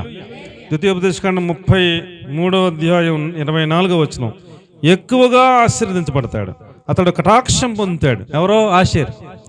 దేవుని వాక్యాన్ని అంతగా సిద్ధపరుచుకున్నవాడు ఆశీర్వదించబడతాడంట, కటాక్షం పొందుతాడంట. కాబట్టి ఆయన వాక్యాన్ని సిద్ధపరచుకోండి, ఆయన వాక్యం మీద మనసు పెట్టండి, ఆయన వాక్యాన్ని ఎక్కువగా ఏమండి హృదయంలో భద్రపరుచుకోండి, సబ్జెక్ట్ కలిగి ఉండండి. ఇది మంచిదా సబ్జెక్ట్ చెడ్డదాన్ని గుర్తించగలిగిన స్థాయిలోకి మనం రావాలి. ఎవరైనా ఎక్కడికైనా మీటింగ్కి వెళ్ళాం అనుకోండి, వాళ్ళు చెప్తుంటే మనం పట్టేయాలి, ఇది పెద్ద ఏం లేదని మనకు అర్థమైపోవాలి. అప్పుడు ఉండాలో ఉండకూడదో మనకే తెలిసిపోద్ది అక్కడ. ఏమండి ఆ నడిపింపు మనకు వచ్చేయాలి. బెరయ సంఘస్థులు పౌలు గారు అంతటోడు వాక్యం చెప్తుంటేనే మళ్ళీ రాసుకుని ఇంటికి వెళ్ళి బైబిల్లో ఉన్నదే చెప్పాడా సొంతంగా చెప్పాడని మళ్ళీ చెక్ చేసేవారంట. అలాంటి సంఘస్థులుగా మనం అందరం మారిపోవాలి. దేవునికి స్తోత్రం కలిగిన గాక. 33:24-25 చదివారా చదవలేదా? సహోదరుల కంటే ఎక్కువ ఆశీర్వాదం వచ్చింది. అతడు కటాక్షం పొందుతాడు, తైలములు ముంచుకుంటాడు. అతడి భూభాగం సముద్రం పక్కనే వచ్చింది. అతడి భూభాగం పక్కనే పెట్రోల్ దొరుకుతుంది అండి, గ్యాస్ దొరుకుతుంది. అతడు సమృద్ధి కలిగిన వాడిగా, ఆశీర్వదించబడిన వాడిగా, కటాక్షం పొందిన వాడిగా. అబ్బా అంత ఆశీర్వాదమే. ఏమండి అలాంటి వ్యక్తులుగా మనందరం కూడా మారిపోవాలి. 1 పేతురు 2:9 చదువుకుని ముగించుకుందాం. 1 పేతురు 2:9. మనందరినీ దేవుడు రాజులైన యాజక సమూహంగా చేశాడు అని చెప్పాడు. ఆశ్చర్యకరమైన తన వెలుగులోకి పిలిచిన వారిని గుణాతిశయములను ప్రచురం చేయు నిమిత్తము ఏర్పరచబడిన వంశమును. మనందరం కూడా రాజులైన యాజక సమూహం అయ్యామంట. ఎందుకయ్యామంట? ఆ ప్రభు యొక్క గుణాతిశయములను అందరికీ ఏం చేయాలంట? ప్రచురము చేయు నిమిత్తం మనల్ని రాజులైన యాజక సమూహంగా చేశాడంట. కాబట్టి మన అందరం ఏం చేయాలి? ఇప్పుడు మా ప్రభు నీతిమంతుడు, మా ప్రభు యథార్థమంతుడు, మా ప్రభు శక్తి కలిగిన వాడు, మా ప్రభు సర్వాంతర్యామి, మా ప్రభు చేదు బతుకులను మధురంగా మారుస్తాడు అని అందరికీ ప్రచురం చేయటం కోసం మనలను రాజులైన యాజక సమూహంగా చేశాడంట. అలాంటి ఉన్నతమైన స్థితిలోకి మనం మధురమైన వ్యక్తులుగా మనందరం మార్చబడినట్లుగా ఆయన వాక్యం, ఆయన విధులు మనకు ఉపయోగపడుతూ ఉన్నాయి అని దావీదు గారు చెబుతూ ఉన్నాడు. నాకు ఎంతో మధురంగా ఉంది ప్రభు నీ విధులు అన్నాడు. అలాగున మనందరం సాక్ష్యం చెప్పేటట్లుగా మనందరినీ పరిశుద్ధాత్మ దేవుడు అలాగున సిద్ధపరిచి నడిపించునుగాక.